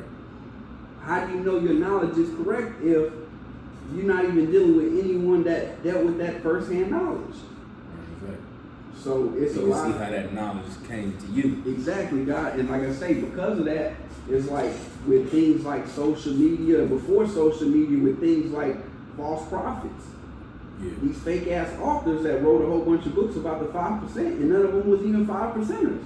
Right, exactly. But that poor information, it reached the masses of people, especially those that was incarcerated. So now you got a bunch of people that took this on face value as an actual religion, because here it is, they thought they could read a book, and now I'm a 5%. And that ain't how it go. But when it comes amongst us, the beauty of it is they have the option to clean themselves up. And we tell them the truth about what is and what isn't. And a lot of people is, some of them is willing and humble enough to accept that correction. Others don't even deal with the correction because they realize, like, oh shit, it's not for me. Like, Right, exactly. Remember the one, I ain't gonna say the name, but remember dealing with the science of a boy who had a whole universal flag tattooed on him. And he said he went and got it just because of a book. Yep. When he was locked up. And then after the book, and they told him, like, hey, yeah, we don't eat pork, we don't do hard drugs, and we don't mess with no white women. Yep. And he was like, oh, no, I can't. He said, I ain't gonna make it. Yep. Shit like that. You feel me? Well, but those are cultural tenets that have to be emphasized and really taught. Because coming into this nation, that's why everyone I teach, I give them the full scope in the sense of the simplicity and the basic breakdown of who we are as a people, our duty, and some of the basic requirements in regards to cultural tenets that we have to uphold. Such as, like I said, we don't deal with religion, we don't deal with homosexuality, we don't deal with no hard drugs, we don't deal with no swine of any form, and we definitely don't deal with no white women. Exactly. You feel me? Do you think you can uphold those basic criteria for now? I haven't even gotten the science of once you become into the knowledge of something, you are responsible for that knowledge. And it's your duty to go teach the uncivilized, those who don't know. And that's a continuous cycle of teaching that is never going to end until the day you just physically not here. Because we're going to always keep teach some more, as long as we stay rooted in the actual culture. Now, I ain't saying I'm going to be 95 years old in the projects with a whole bunch of kids huddled around me, you feel me? I might be in the crib by then, you feel me? However, the science of you're supposed to teach some more, because if you was doing your job, your students is going to have students. And you're not going to have to make or exert any effort in having to go out and find students. You already taught who you taught, and all they going to keep doing is bringing their students back to you, and you keep teaching in that manner. Because you might not be physically capable enough to do things like actually walk the streets, in the sense of actually being active outside, for real, in order to be amongst the youth every single day. You can still do it though. I don't watch brothers do it. However, I'm talking about a consistent cycle of teaching on that intense level. Like us in our young age, we able to go to the CUNY homes and the projects and hang out from whenever we get there until nighttime, until everyone's put up. Or until the police come and say, hey, all y'all get up out of here. We able to do that. However, that's not the reality for everyone, but a lot of brothers that have come into this old age that's not able to teach, the reality is some of them wasn't teaching in their young age. Therefore, they don't have anyone to keep furthering themselves. And like I said, science of teaching is the science of everlasting life. Every person you give knowledge to, that's you being reborn again in the mind, because now guess what? The legacy of who you are as an individual lives on. And so forth and so forth. It's a continuous cycle, because when they go out and teach, guess what? They got to teach about you. The same way you taught about who came before all those that came before you. And it's a continuous cycle of the real reality of how Allah can never die. Because the one with the supreme intelligence knows that life is not limited to the physical form. The physical body has an expiration date. The mind doesn't though. So once you allow someone to marry onto your mind, oh man, that's like you said, word is bond and bond is life.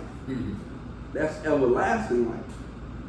And once again, That's life that keep going. exactly, this is the science of the tribe of Jabal, the 13 tribe, those with the knowledge and understanding. Because see, a lot of people have bad misperceptions about some of these teachings, and they spookify them and they make them more mysterious than what they actually never were.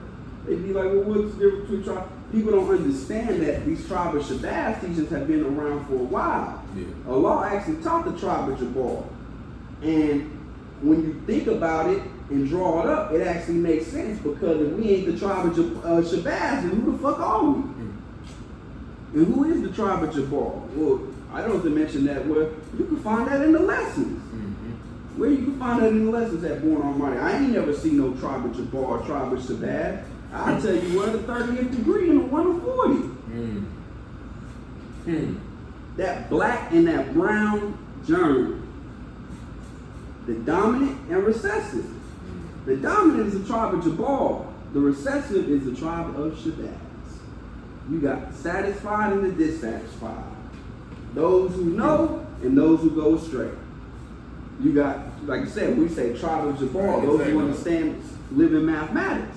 And then you have those that don't understand living mathematics, that was caught up in the knowledge and wisdom and distilled back to 6.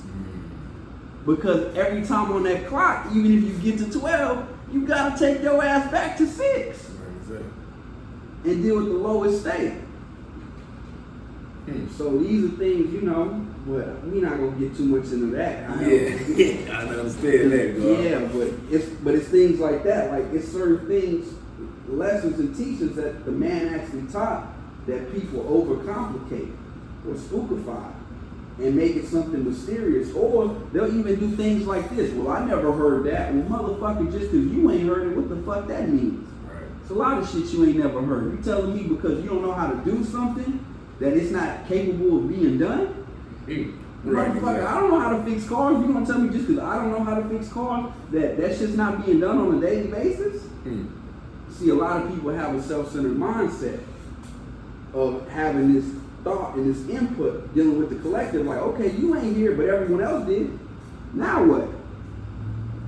Right, exactly. People don't understand the reality of certain ciphers. Like some things was kept private stock and some things was given to brother. The beauty about what we do here in H. Medina, we not no knowledge pirates. We not hoarders of knowledge. We give this shit up freely to those who have qualified themselves, especially dealing with our brothers and sisters that rooted here in H. Medina.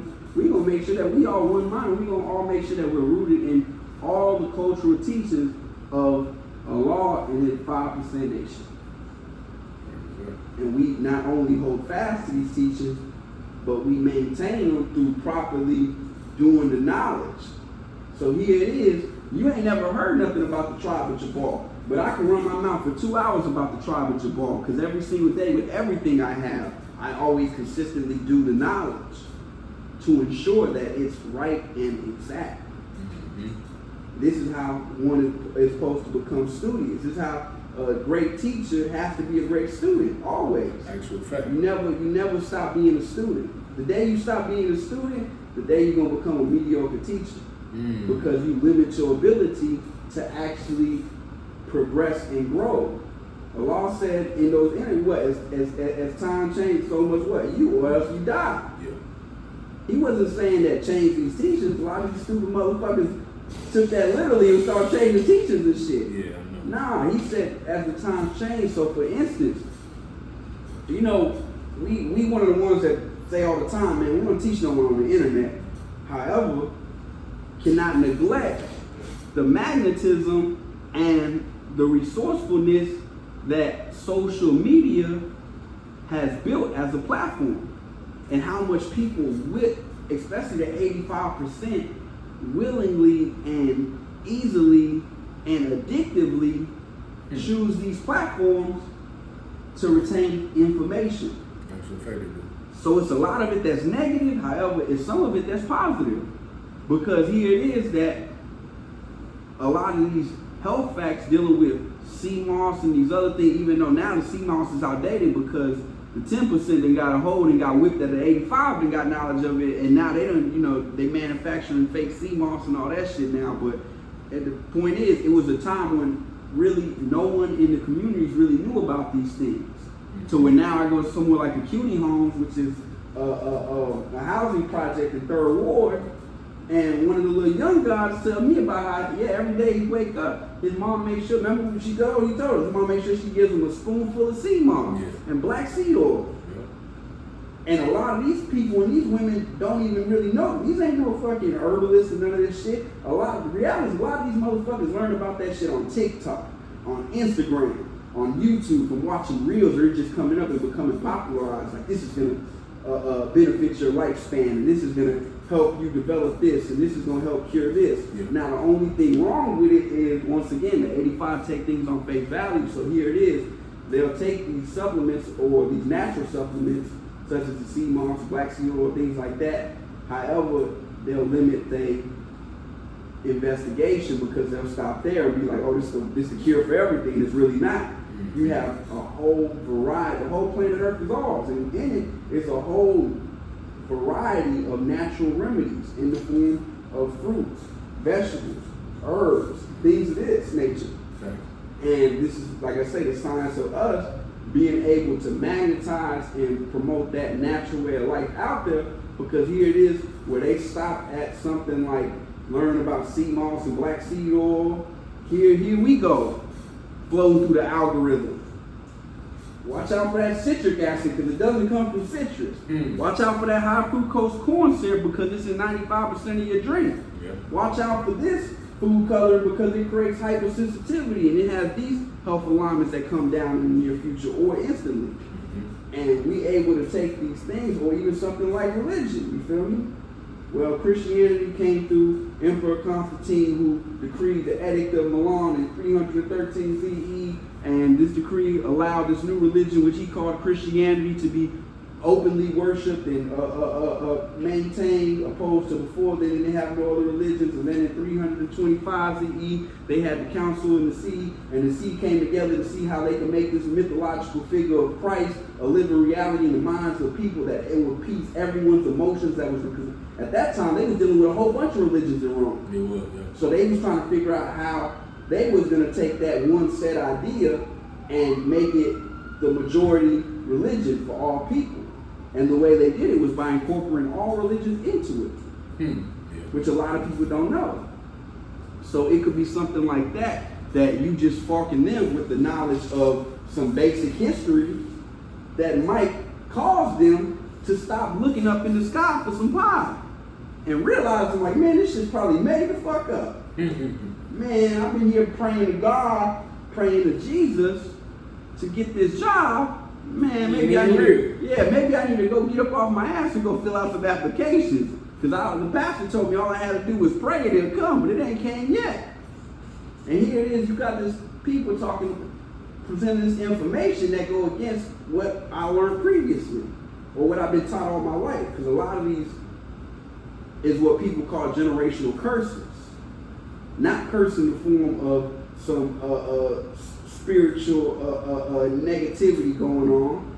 No, generational curse in the science of the worst curse is to not know. Right. And it's that not knowing that keeps getting passed on generationally. Of motherfuckers becoming blind followers because they was made blind, deaf, and dumb as babies. Why does the devil teach and keep our people so illiterate? So that he can use them as a tool and also a slave. He keeps them blind to themselves so he can master them. Illiterate means ignorant. So if you can't read or write, you're going to obviously neglect the truth. Because ignorant means to ignore. How you going to pay attention when you haven't even taken the time to observe? So these are key and critical principles that, like I said, we teach. And we can teach easily on platforms like social media, like we do with the 5% Nation page on Instagram. We ain't up on there quoting degrees and every day we give up the degree for the day and do like that. Sometimes we might correlate a degree for our brothers and sisters who's in their studies or trying to figure out still how they're going to apply these lessons to actual life. Here goes the bones, because that's what I want to do. I'm not, all of us, we not, like you said, we're not egotistical. We're not prideful. It's not, no, I sound better than you, I'm more intelligent. Like, that's some jailbird shit. That's what I seen in jail, was a whole bunch of egotistical motherfuckers seeing who could sound the flyest or the most intelligent. Motherfuckers was studying, but they wasn't studying to further their own education. They was studying to try to sound the best. You don't deal with that, you feel me? I want for my brother what he should want for himself. So even if he doesn't want for himself, I'm gonna want for him what what I know for a fact he's supposed to have. And if it's in my will, exactly, if it's in my will to be able to help my brother attain that, then that's what I'm gonna do. And that's what, like you said, that's the science of all minds being one and us moving as a collective family, as man, woman, and child. Because here it is, we might not have all the ins and outs of certain health facts and things like that, but it's a lot of earths and sisters or moons in this culture that do, and we benefit from sharing our knowledge because it's the best known in every cipher. However, when we talk about the collective cipher of the 5% nation, that's how we is the best knowers, because in every cipher we have a best knower. I might not know something about this, but my brother might. And if he doesn't, he might, and she might, or so forth and so forth. And collectively, that's how we strengthen the bond. That's how we strengthen the force. Not the force in the sense of oppression, but the force in the vehicle of progression. Being able to be that force, that magnetic, that truth. Like you said, that agent of change. You can't cause change if you don't have a force of power. That's actual fact. If your truth ain't shit, if your power ain't shit, then guess what? You ain't gonna be able to do shit. You ain't gonna have no magnetic. You gonna be getting pulled. You ain't gonna be able to attract no one or attract the things that need to be attracted. You gonna fall victim every time. So yeah, that's why another thing we say in this nation, we choose facts over feelings. Facts over feelings. Facts over feelings right there, bro. You know what I'm saying? Nobody gonna be held up in their feelings over what they may or may not know. No, get to the facts of the matter. Okay, I don't know, you know, let's come together, let's build. Now I know what you know. You know what I'm saying? So now I can further my education, study more and more. That's what separates us from the 85 or the 10%. Because the 5% actually brings everybody together. We embrace the truth. Embrace the truth, actual fact. Exactly. And the truth doesn't have, like you said, facts over feelings. The truth takes no offense. None at all. It's no way you can offend the truth. It's absolute. It's absolute, regardless to whom and what. Reality is what it is. And if it's not, then it's not. Point blank period. There's no gray line in between. It's only people that try to blur the lines and try to straddle the fence by not being truthful and dealing in lies. And the only way a lie is able to live, it has to have some form of truth, even if it's in a small variable, in order for it to even live. However, once that real truth comes around, like the full truth, the lie gets obliterated. It's no more. It can't stand the test of times on its own.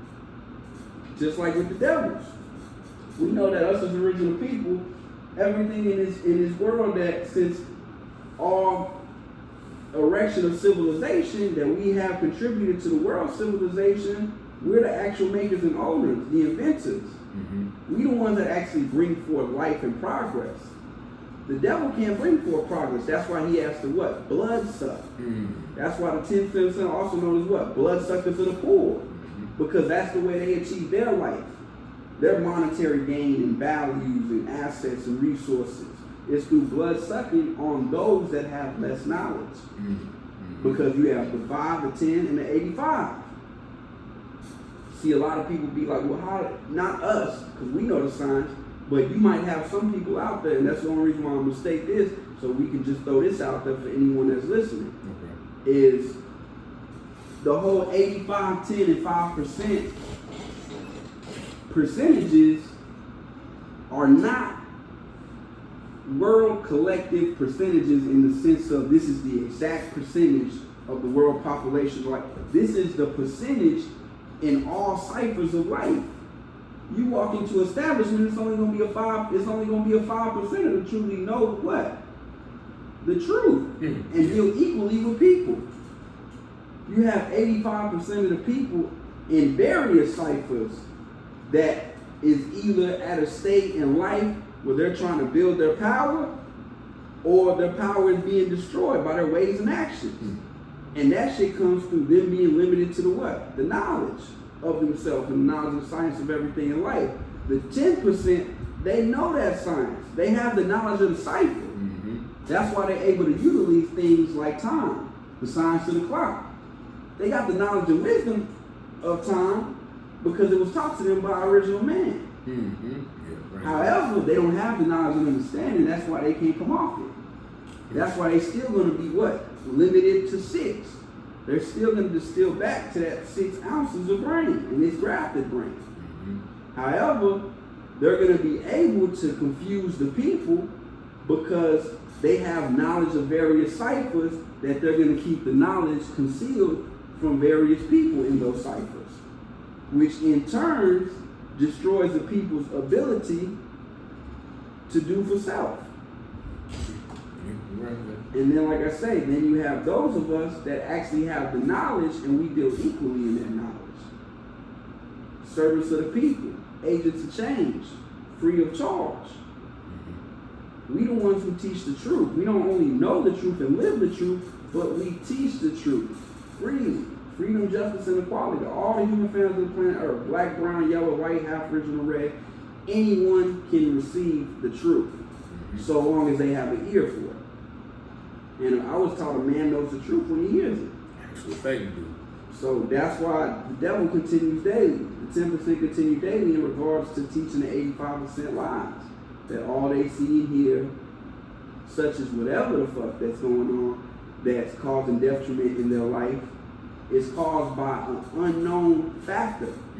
Sometimes, a lot of the times it's caused on, all the times it's caused on their own doing, but a lot of times the 85 doesn't realize that their own doing is because they allow themselves to be influenced into another individual or system way of doing things. But regardless of the fact, you made the decision. No one can make a decision for you. Everyone has to make their own choices in life. However, it's people that are influenced to make certain decisions because they're weak-minded. They still building that truth within themselves up. And until they get to that level where they're actually standing firmly on the whole truth and nothing but the complete truth, then they're going to be easily swayed to things like opinions, emotions, the mass majority rules. We don't deal with the mass majority rules because we have the knowledge of self. And we deal what? Self is God or earth. And Savior is what? The duty of the civilized. And then you have rule is supreme mathematics, and ruler is the righteous possessor of supreme mathematics. The righteous, that means you know how to apply it correctly. That's what righteous means. It doesn't mean holy. It means just being able to do things right and exact. Take things from knowledge to born accordingly, meaning that it's born alive and added on to the cipher completely. Perfect completion. Just like that shit right there. Born cutters, barbershop. Born to cut, cut to perfection. That's the slogan. Born to cut to perfection. Because it's the science of everything in life. See the universal truth, bro. Exactly. So, one last thing for we get into the closing of this, because yeah, we definitely been kicking it for a little minute now. Give me some of your thoughts and feelings in regards to Amun accomplishing that great feat of knowledge in 120. Okay. Yeah, indeed, bro. That was a great thing in itself, bro, because it was like, when I first came out here with our mom, she was coaching, matter of fact, you know what I'm saying? So she was 4 years old, for everybody that don't know. That's coaching in our language, you know. So when we first came out here, of course, it was just like, you know, she embraced it just because it was fun for her, you know what I'm saying? That's one thing we have to learn as being teachers and teaching the youth. You have to make it fun, not only applicable, but you got to make it fun for them. And she had fun just dealing with lessons, going back and forth, having her uncles ask her questions about certain things and things like that. Her drawing up certain things for herself. And that's one thing, you gotta see where they mind at that point, and see how you can add on to their mind so it can grow and develop even further. So with that being said, her journey was great, bro. I mean, she asked so many questions, and then not only dealing with the youth while they're still in school, they can actually apply a lot of these lessons with school activity and school work they're dealing with themselves. You know, like she dealing with the planets. She already know solar planets. You know, she dealing with, you know, how fast the planet travels. She can draw that up. Matter of fact, just to give you an example, she was going over the lessons with not really going over lessons with a teacher, but a teacher was talking about the you know, the water and land, and she was able to draw it up to a teacher that, hey, yeah, land is 57,255,000 square miles. Water is 139,685,000 square miles. You know, you add that together, that's total square miles of the planet Earth, 196,940,000 square miles. So her just drawing that up and be able to bring that to a teacher was like, oh wow, that was amazing. How do you know all this? I haven't even taught this yet, like this. And that's something that the youth can say, okay, yeah, this comes from my culture. This is what my father has taught me. This is what my nation teaches, you know. This is what our culture teaches. So now the teacher's asking more questions about her culture and how she learned this and this and that. Not only that, her peers, her friends ask her. They want to come around to the house and learn and be amongst the 5%, you know, and want to learn and learn themselves. So that's one beautiful thing about that as well. And also just seeing like her peers, seeing her knowledge 120 at her age, that motivated them. That motivated her peers to want to get through their lessons. So she got sisters in this nation that, and then not only that, the adults, you know, they see a young woman like that, knowledge of 120. Come on now, that shows like where that say you at? Like 12 years old. 12 years old. Knowledge, wisdom. And she reversed the polarities, because the guy say she knowledge 120 on the wisdom knowledge day. Actual facts. On the wisdom knowledge day, and she was knowledge wisdom. You know, and she knowledge 120. You know, she not learned the knowledge and wisdom of her cycle. So you gotta think about how that goes when she sees supreme mathematics as her keys and her way of life, and she able to actually utilize these keys in a way that other kids her age or other peers her age don't know how. And now only that, she has an opportunity to actually teach them. Like, hey, did you do the knowledge to that? What's it doing the knowledge? Well, you know, knowledge means to look and listen, observe, and also respect. All you gotta do is look, you know, use your mind, and you know, I'm listening to her, hearing her, talking to her friends, and actually using the mathematics and alphabets and actually using 120 in a way where her friends can understand it. That's what it's about. You know, she's not gonna sound like me or sound like Almighty or sound like, you know, the God. She's gonna sound like her and how she drew up the lessons for herself. You know, so that's one main thing I love about her growth. And not only that, you know, her aunties and her sisters in this nation has always reached out and make sure she has a auntie Wisdom B. Born, my Wisdom, all the earths of this nation that I know of have actually, you know, reached out to make sure they furthered her way of life as far as being a young moon, you know, and actually educating her on how to be proper with that. That was actually a good add-on as well. So I mean, to tell you the truth, the main thing about her growth in this culture is that she loves it. And that's one main thing it is. It's like, because when we gotta remember when we was all in religion, you know, it was forced on us. You know, mom had to make sure you go to church every day or go to the mosque every day and pray 5 times a day, things like that. No, her, she wake up in the morning. Yo, today's Supreme Mathematics is, you know, how you see that? I see it like this. That's her. I didn't have to ask or force that on her. She see that just coming amongst the culture. Me bring her to the parlor. Me bring her to the rally. She'll wake me up and say, we got the rally today, God? We got the rally today? Yes, we do. Let's go. She getting her brothers ready. You know, making sure that they get the same thing she's gotten when she was their age. Because I have 2 young guards, they around they at 4 and 5, culture and pop. So this is around the same age. She came amongst this culture, but I brought her out here. So she actually seeing them growing into it. You know, Saya tell you right now, knowledge means to know. You know, and that only not only come from me, that comes from the rest of our family as well, and her big sister, Amun, making sure she got it the way she got it. So you know, when she come into the shop, she see her plaques on the wall. She see her certificates. You know, she actually what was it, the mayor, or she met one of the councilwoman. The councilwoman. Evelyn Shabazz. Evelyn Shabazz, right. She met her at the you know, towards the night when we was there. You know, like she comes with me all the time. So when she was actually there, she was a youth, HBD youth representative. Mm-hmm. You know, so her she's proud of that. She's glad to be there, and she actually teaching her friends to be a part of it. So definitely, you're gonna see a lot more coming from Amun Mathematics. You know, you see the coloring book. She got the Supreme Mathematics coloring book. You got it right there. Matter of fact, let me go grab it. Got the Supreme Mathematics coloring book and the alphabet. Yeah, you got the alphabet on this side, Supreme Mathematics.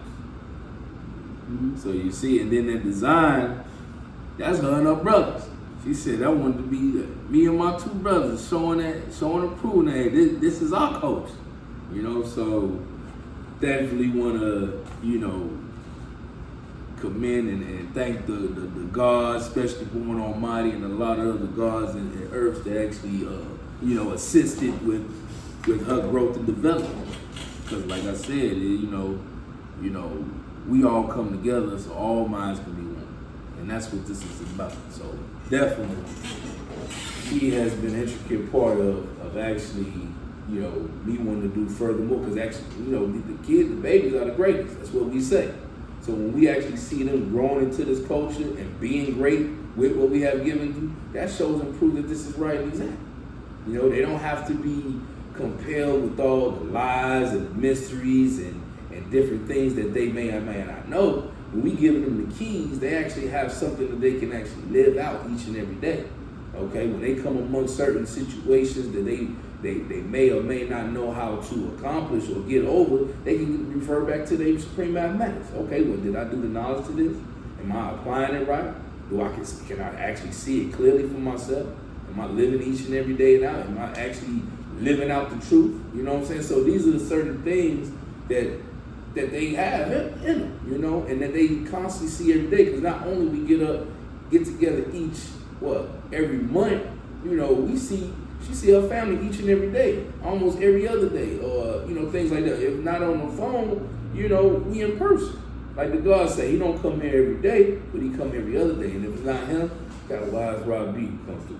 Got the God, self-savior law. You know what I'm saying? Serious mathematics law comes through. Self-ruler, he gets a haircut every. These are our brothers that come, that's in the name of Allah, that comes in our culture, that actually teaches us right and exact. So, and another thing is like, I'm teaching her how to cut hair. So not only will she have the skill to trade already, she'll already have a skill to trade where she know how to cut hair, she's cutting her brother and sister hair. Not only that, she created cups now. She's designed different cups. We have a cup that she designed right there, and she's gonna get more off into it. So these are the certain things she can add on to her culture, because that's what we teach. We teach for them to add on to the culture, you know, to make it even greater and better, you know what I'm saying? So this is one of the cups that she designed, you know, and all these things is to motivate and educate the youth. Like, and where that design came from, God? Show me what the design is. Oh yeah. You see that's that Children's Day Son of Man, Sons of Medina cover. Actual fact. For those of you that have that issue, that's the one Amun chose to put on that cup. Mm-hmm. And she actually made this cup right before our first annual Children's Day. Right. Right, exactly. That's when that article, I don't know if you remember, that article came out about the Children's Day flag, and then the whole reason it was presented and things like that, the 16-point flag. She decided to use this as the first cup, that she created. And it was like I said, it was right before our first annual Children's Day. So, like I said, the Children's Day is something that the babies definitely enjoy, and she's always one of the like I said, coordinators. There you go. She's one of the top coordinators. She gets the games together, the activities. She even picked the prizes out. And she's definitely. She loves Children's Day. That's her favorite day. Say it's Children's Day. So she asks about it all the time. So one thing that she has taught me, just seeing her growth and development, is that you just can never stop. You got to teach and teach some more, and never change this. I always said, do not change these teachers, and you can see the reason why. When you give these teachings to the youth, right and exact, with no ill intent, with no mixed, diluted, or tampered with, anything like that, then it shows and proves that they can take this further than what, say, you and I, because that's what it's about. It's for them to go further with it and grow this nation to even more. So, definitely, peace to Amun Mathematics for definitely completing 120 and actually showing and proving how this really goes. At knowledge, wisdom. She's knowledge, understanding now. So, indeed. Yeah, peace to our moon. Peace to our moon. That was all made possible by one of our core slogans here. Keep it simple and teach it real. How you see that, guys? Science of keeping it simple and teaching it real. How does it work in regards to you teaching others? According to me, it's like keeping it simple, teaching real is definitely profound, because it's like that's what the 85% of people who don't understand this knowledge are used to. They're used to complex ideas. But at the end of the day, they can be more receptive when you keep it simple and teach it real. Because when you keep things simple, it's just like teaching your son how to tie a shoe. You gotta keep it simple, teach it real. You do know and understand why you tying your shoes, right? So you won't trip and fall over yourself. So you got to know and understand the proper way of tying your shoes. Knowing why, who, what, where, when, why, and how you should tie your shoes. And where you should go when you tie your shoes. What shoes you need to have when you don't need to tie, or you don't need laces and things like that. That's all rooted in what? Keeping it simple, teaching it real. And that's just a prime example. One example. Even with barbering, keep it simple, teaching it real. The youth, that message right there is really for the youth. Because as we get older, we start to look at things that's real simple as complex, when it's really just simple if you really look at it. You know what I'm saying? And instead of us teaching it real, a lot of us start to gear off into what? Things that's rooted in feelings and fiction. Exactly. Here in the 5% nation, we don't do it. We teach it real, keep it simple, teach it real. That's why I say we choose facts over feelings. Because when you things is rooted in spookism, then your life gonna be bombarded with mysteries that you cannot unfold yourself. But when you learn the knowledge of yourself, you can learn how to use those keys to open up any doors. Open up any books, open up anything that may have been closed to the masses. You're able to open up, not only open up your eyes, but open up other people's eyes, by showing and proving who you are. Because people and that's like with the babies, they gonna see you each and every day. They're always watching. Always remember, the babies are always watching. So if they watching you, what you gonna do? You gonna make it complex for a baby or we gonna make it to where a baby can understand? And that's why we keep it simple, teach it real. Because this knowledge has to be understood so the way a baby can understand it. Exactly. So you gotta be able to relate to the youngest and the dumbest in the room. And the only way you're gonna be able to attract or let everyone walk away with something is by keeping it simple and teaching it real. And as we was taught, if you ain't giving it, you ain't living it, and you can't give something that you ain't living. That's the science to that. That's the science of teaching it real. It's kind of like when people hear that old term of take your own advice. You feel me? Don't be out here giving people advice that you yourself is not actually taking account of. Yeah. That's the science of teaching it real, because that's why we was taught to what? Teach according to our knowledge. Each one should teach one according to their knowledge. That which you're proficient in, that's what you teach. That which you lack in, that's what you hold off on teaching until you come proficient in it. Because there's no point in giving people stuff that holds no actual tangible value, or things that once they go do their own research, they come back and be like, hey man, you was full of shit. Yeah. You a liar. That's the worst. That's one of the worst things you could be labeled in life, is a liar. Not because of an opinion that someone else now holds towards you, but the reality of the situation. Like, you was only a liar because you lied to yourself. Right. That's the worst feeling in the world, to have to lie to yourself and try to live in that lie, knowing that it's a lie. Come on, man. And that's why we say everything is real, because it's gonna show whether you live in it or you're not. It's gonna show through your teachings. It's gonna show through your words, your ways, and your actions. Your children, wisdom is the teach. lifestyle. Yeah, it's gonna show through your children, like the God said, especially through your children. It's gonna show your children, through your lifestyle, through everything that you brought forth. You know what I'm saying? Because we know and understand knowledge goes to born, from knowledge to born. So whatever you know has to come into existence by way of your what? Trials and tribulations, from wisdom to build and destroy. Those are the trials and tribulations that somebody must go through from knowledge to born. So when you get to born, you what? Complete whatever you know to be what? Right and exact. So that's why if you don't know nothing, you just need to what? Shut up and listen. Because knowledge is not to talk. It's to what? Look and listen, observe and what? Respect. So that means close your mouth, open your ears, your eyes, and take in what you need to take in so that you can what? Internalize it first, and then you can manifest it into its reality, because we know everything is real. So that's a part of what keeping it simple, teaching it real. Keeping it simple is basically sitting there, doing the knowledge, learn, look, learn, and you teach it real. You teach what you know. That's one thing. You can't teach what you don't know. That's all rooted in teaching it real. You ain't gonna go off into the quasars and go over somebody's head. We go into the people's head, not go over their head. That's part of teaching it real. Keeping it simple is just make it simple so that they can understand.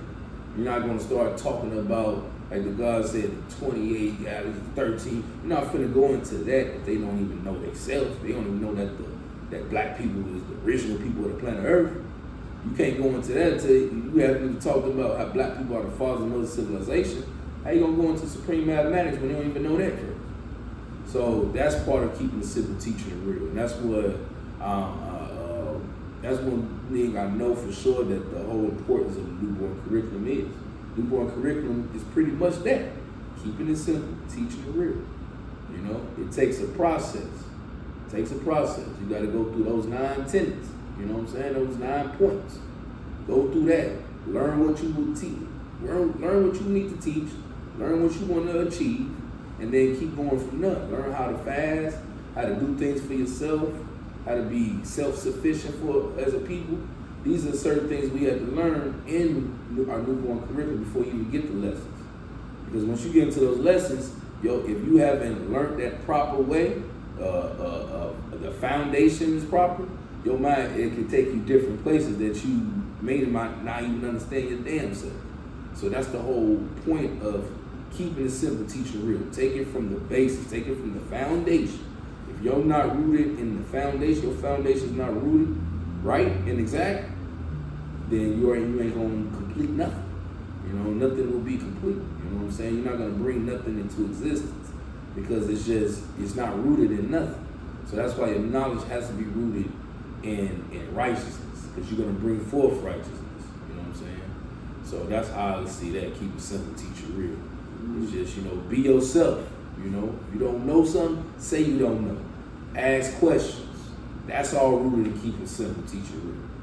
You know, just be you, be who you're supposed to be, and learn more and more of yourself so that you can teach. Because you can't teach some more until you learn some more. You gotta learn before you teach. It goes in order. So that's rooted in supreme mathematics as well. That's law and order. And that's having that good orderly direction as well. It's being rooted in righteousness and truthfulness.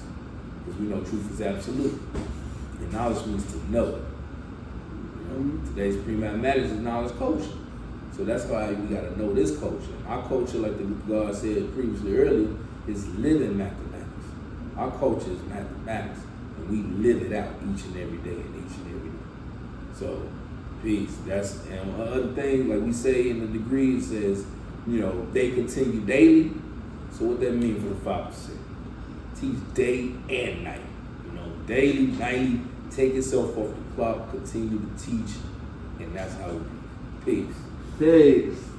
Yeah, guys. So this was a great interview. Like I say, one of the reasons why I remember, as much as I be here, we ain't never sat down and went from non-suborn in regards to our conversation. We have great conversations all the time. We always share our ideas and build collectively all the time. However, I wanted everyone to know exactly who you was in regards to who is Born Mathematics Law, because like I say, you one of those nation builders that a lot of people outside of H. Medina aren't familiar with, only because you don't do no traveling like that. However, here we all know who you is, and like I say, especially dealing with that whole science of making and owning.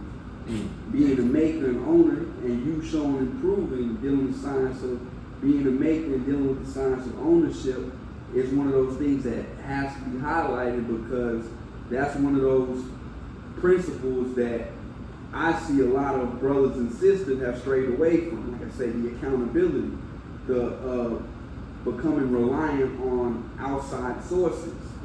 Instead of us being the makers and the owners, like that's like you was talking about when we have our moon making these coloring books that teach our culture, our way of life.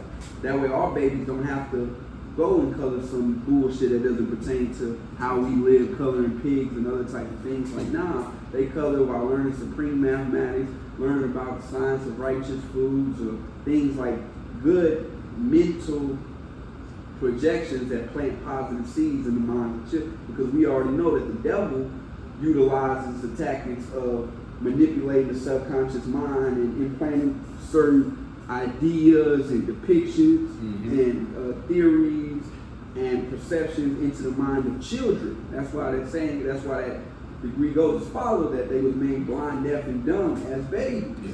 Because literally, the children are fed poor knowledge all the way up into adulthood. So a lot of times when they become into adulthood, they're already dependent on these systemic ways of living, of these poor knowledge of social influences, peer influences, because they don't have no real foundation of their own, because they were steady taking on other people's algorithms of things, of different natures of how to do things and how to go about living. And like I say, science is us being makers and owners. That's why we have things like the H. Medina Youth Office, where my intention in regards to publications, we doing things like a lot of coloring books and interactive workbooks and science magazines, because we have to go back to the drawing board of really being more aggressive and on the forefront of education. Yeah. Especially in today's time, where a lot of miseducation that has been floating around for years, months, and days is getting pushed heavier, and now it's like where they're trying to cancel other parts of education that really was never really taught from the beginning. However, it just goes to show, like, the people, not us, because we already know the truth, but the 85% in regards to, well, when y'all gonna wake up and do for self? How long are you gonna allow someone to teach you your own history instead of teaching your own history? Because how's someone gonna teach you about you? How's someone gonna teach your children about who their father and mother is? Only the father and mother can teach the child who they are and allow them to know their origins of how they came into existence and the greatness, or even not just the greatness, sometimes the fucking that took place. Such as, something as simple as diseases and things that run in the family. A child can cure the disease within their own genetic makeup through eating the right foods, through detoxification, through taking the proper steps and procedures in order to ensure that health, because we already know every single day our body is regenerated. We destroy unhealthy cells and we renew healthy cells. You feel me? And in the science of doing so, like I say, so by a child having the knowledge of that timeline of their origins allows them to propel themselves in the future at intense and beneficial speeds and rates, because now they have the proper knowledge of things. And like I say, that's why I said, yeah, this had to be one of the things that I had to come and get and sit down and interview you guys, because that whole being a maker and owner in today's time, not just in the nation, in today's time society, is real important, because being too dependent on other individuals or systems overall not just limits one's ability, but it also can be detrimental in the sense of it could cause a event of catalyst effects, of negative catalyst effects that take place, because if you're not doing for self and you're relying on someone else to do for you, then what's going to happen once that individual cuts the water short? We got to be the science of master builders, meaning when something doesn't work, we create a solution, or when one door closes, we open up another one through utilizing our supreme mathematics. So, like I say, guys, yeah, this was a great conversation. I know people will enjoy watching it, and we definitely gonna keep teaching it simple and keep kicking it real every time. We're gonna keep it simple, teach it real. Actual fact, every time, bro.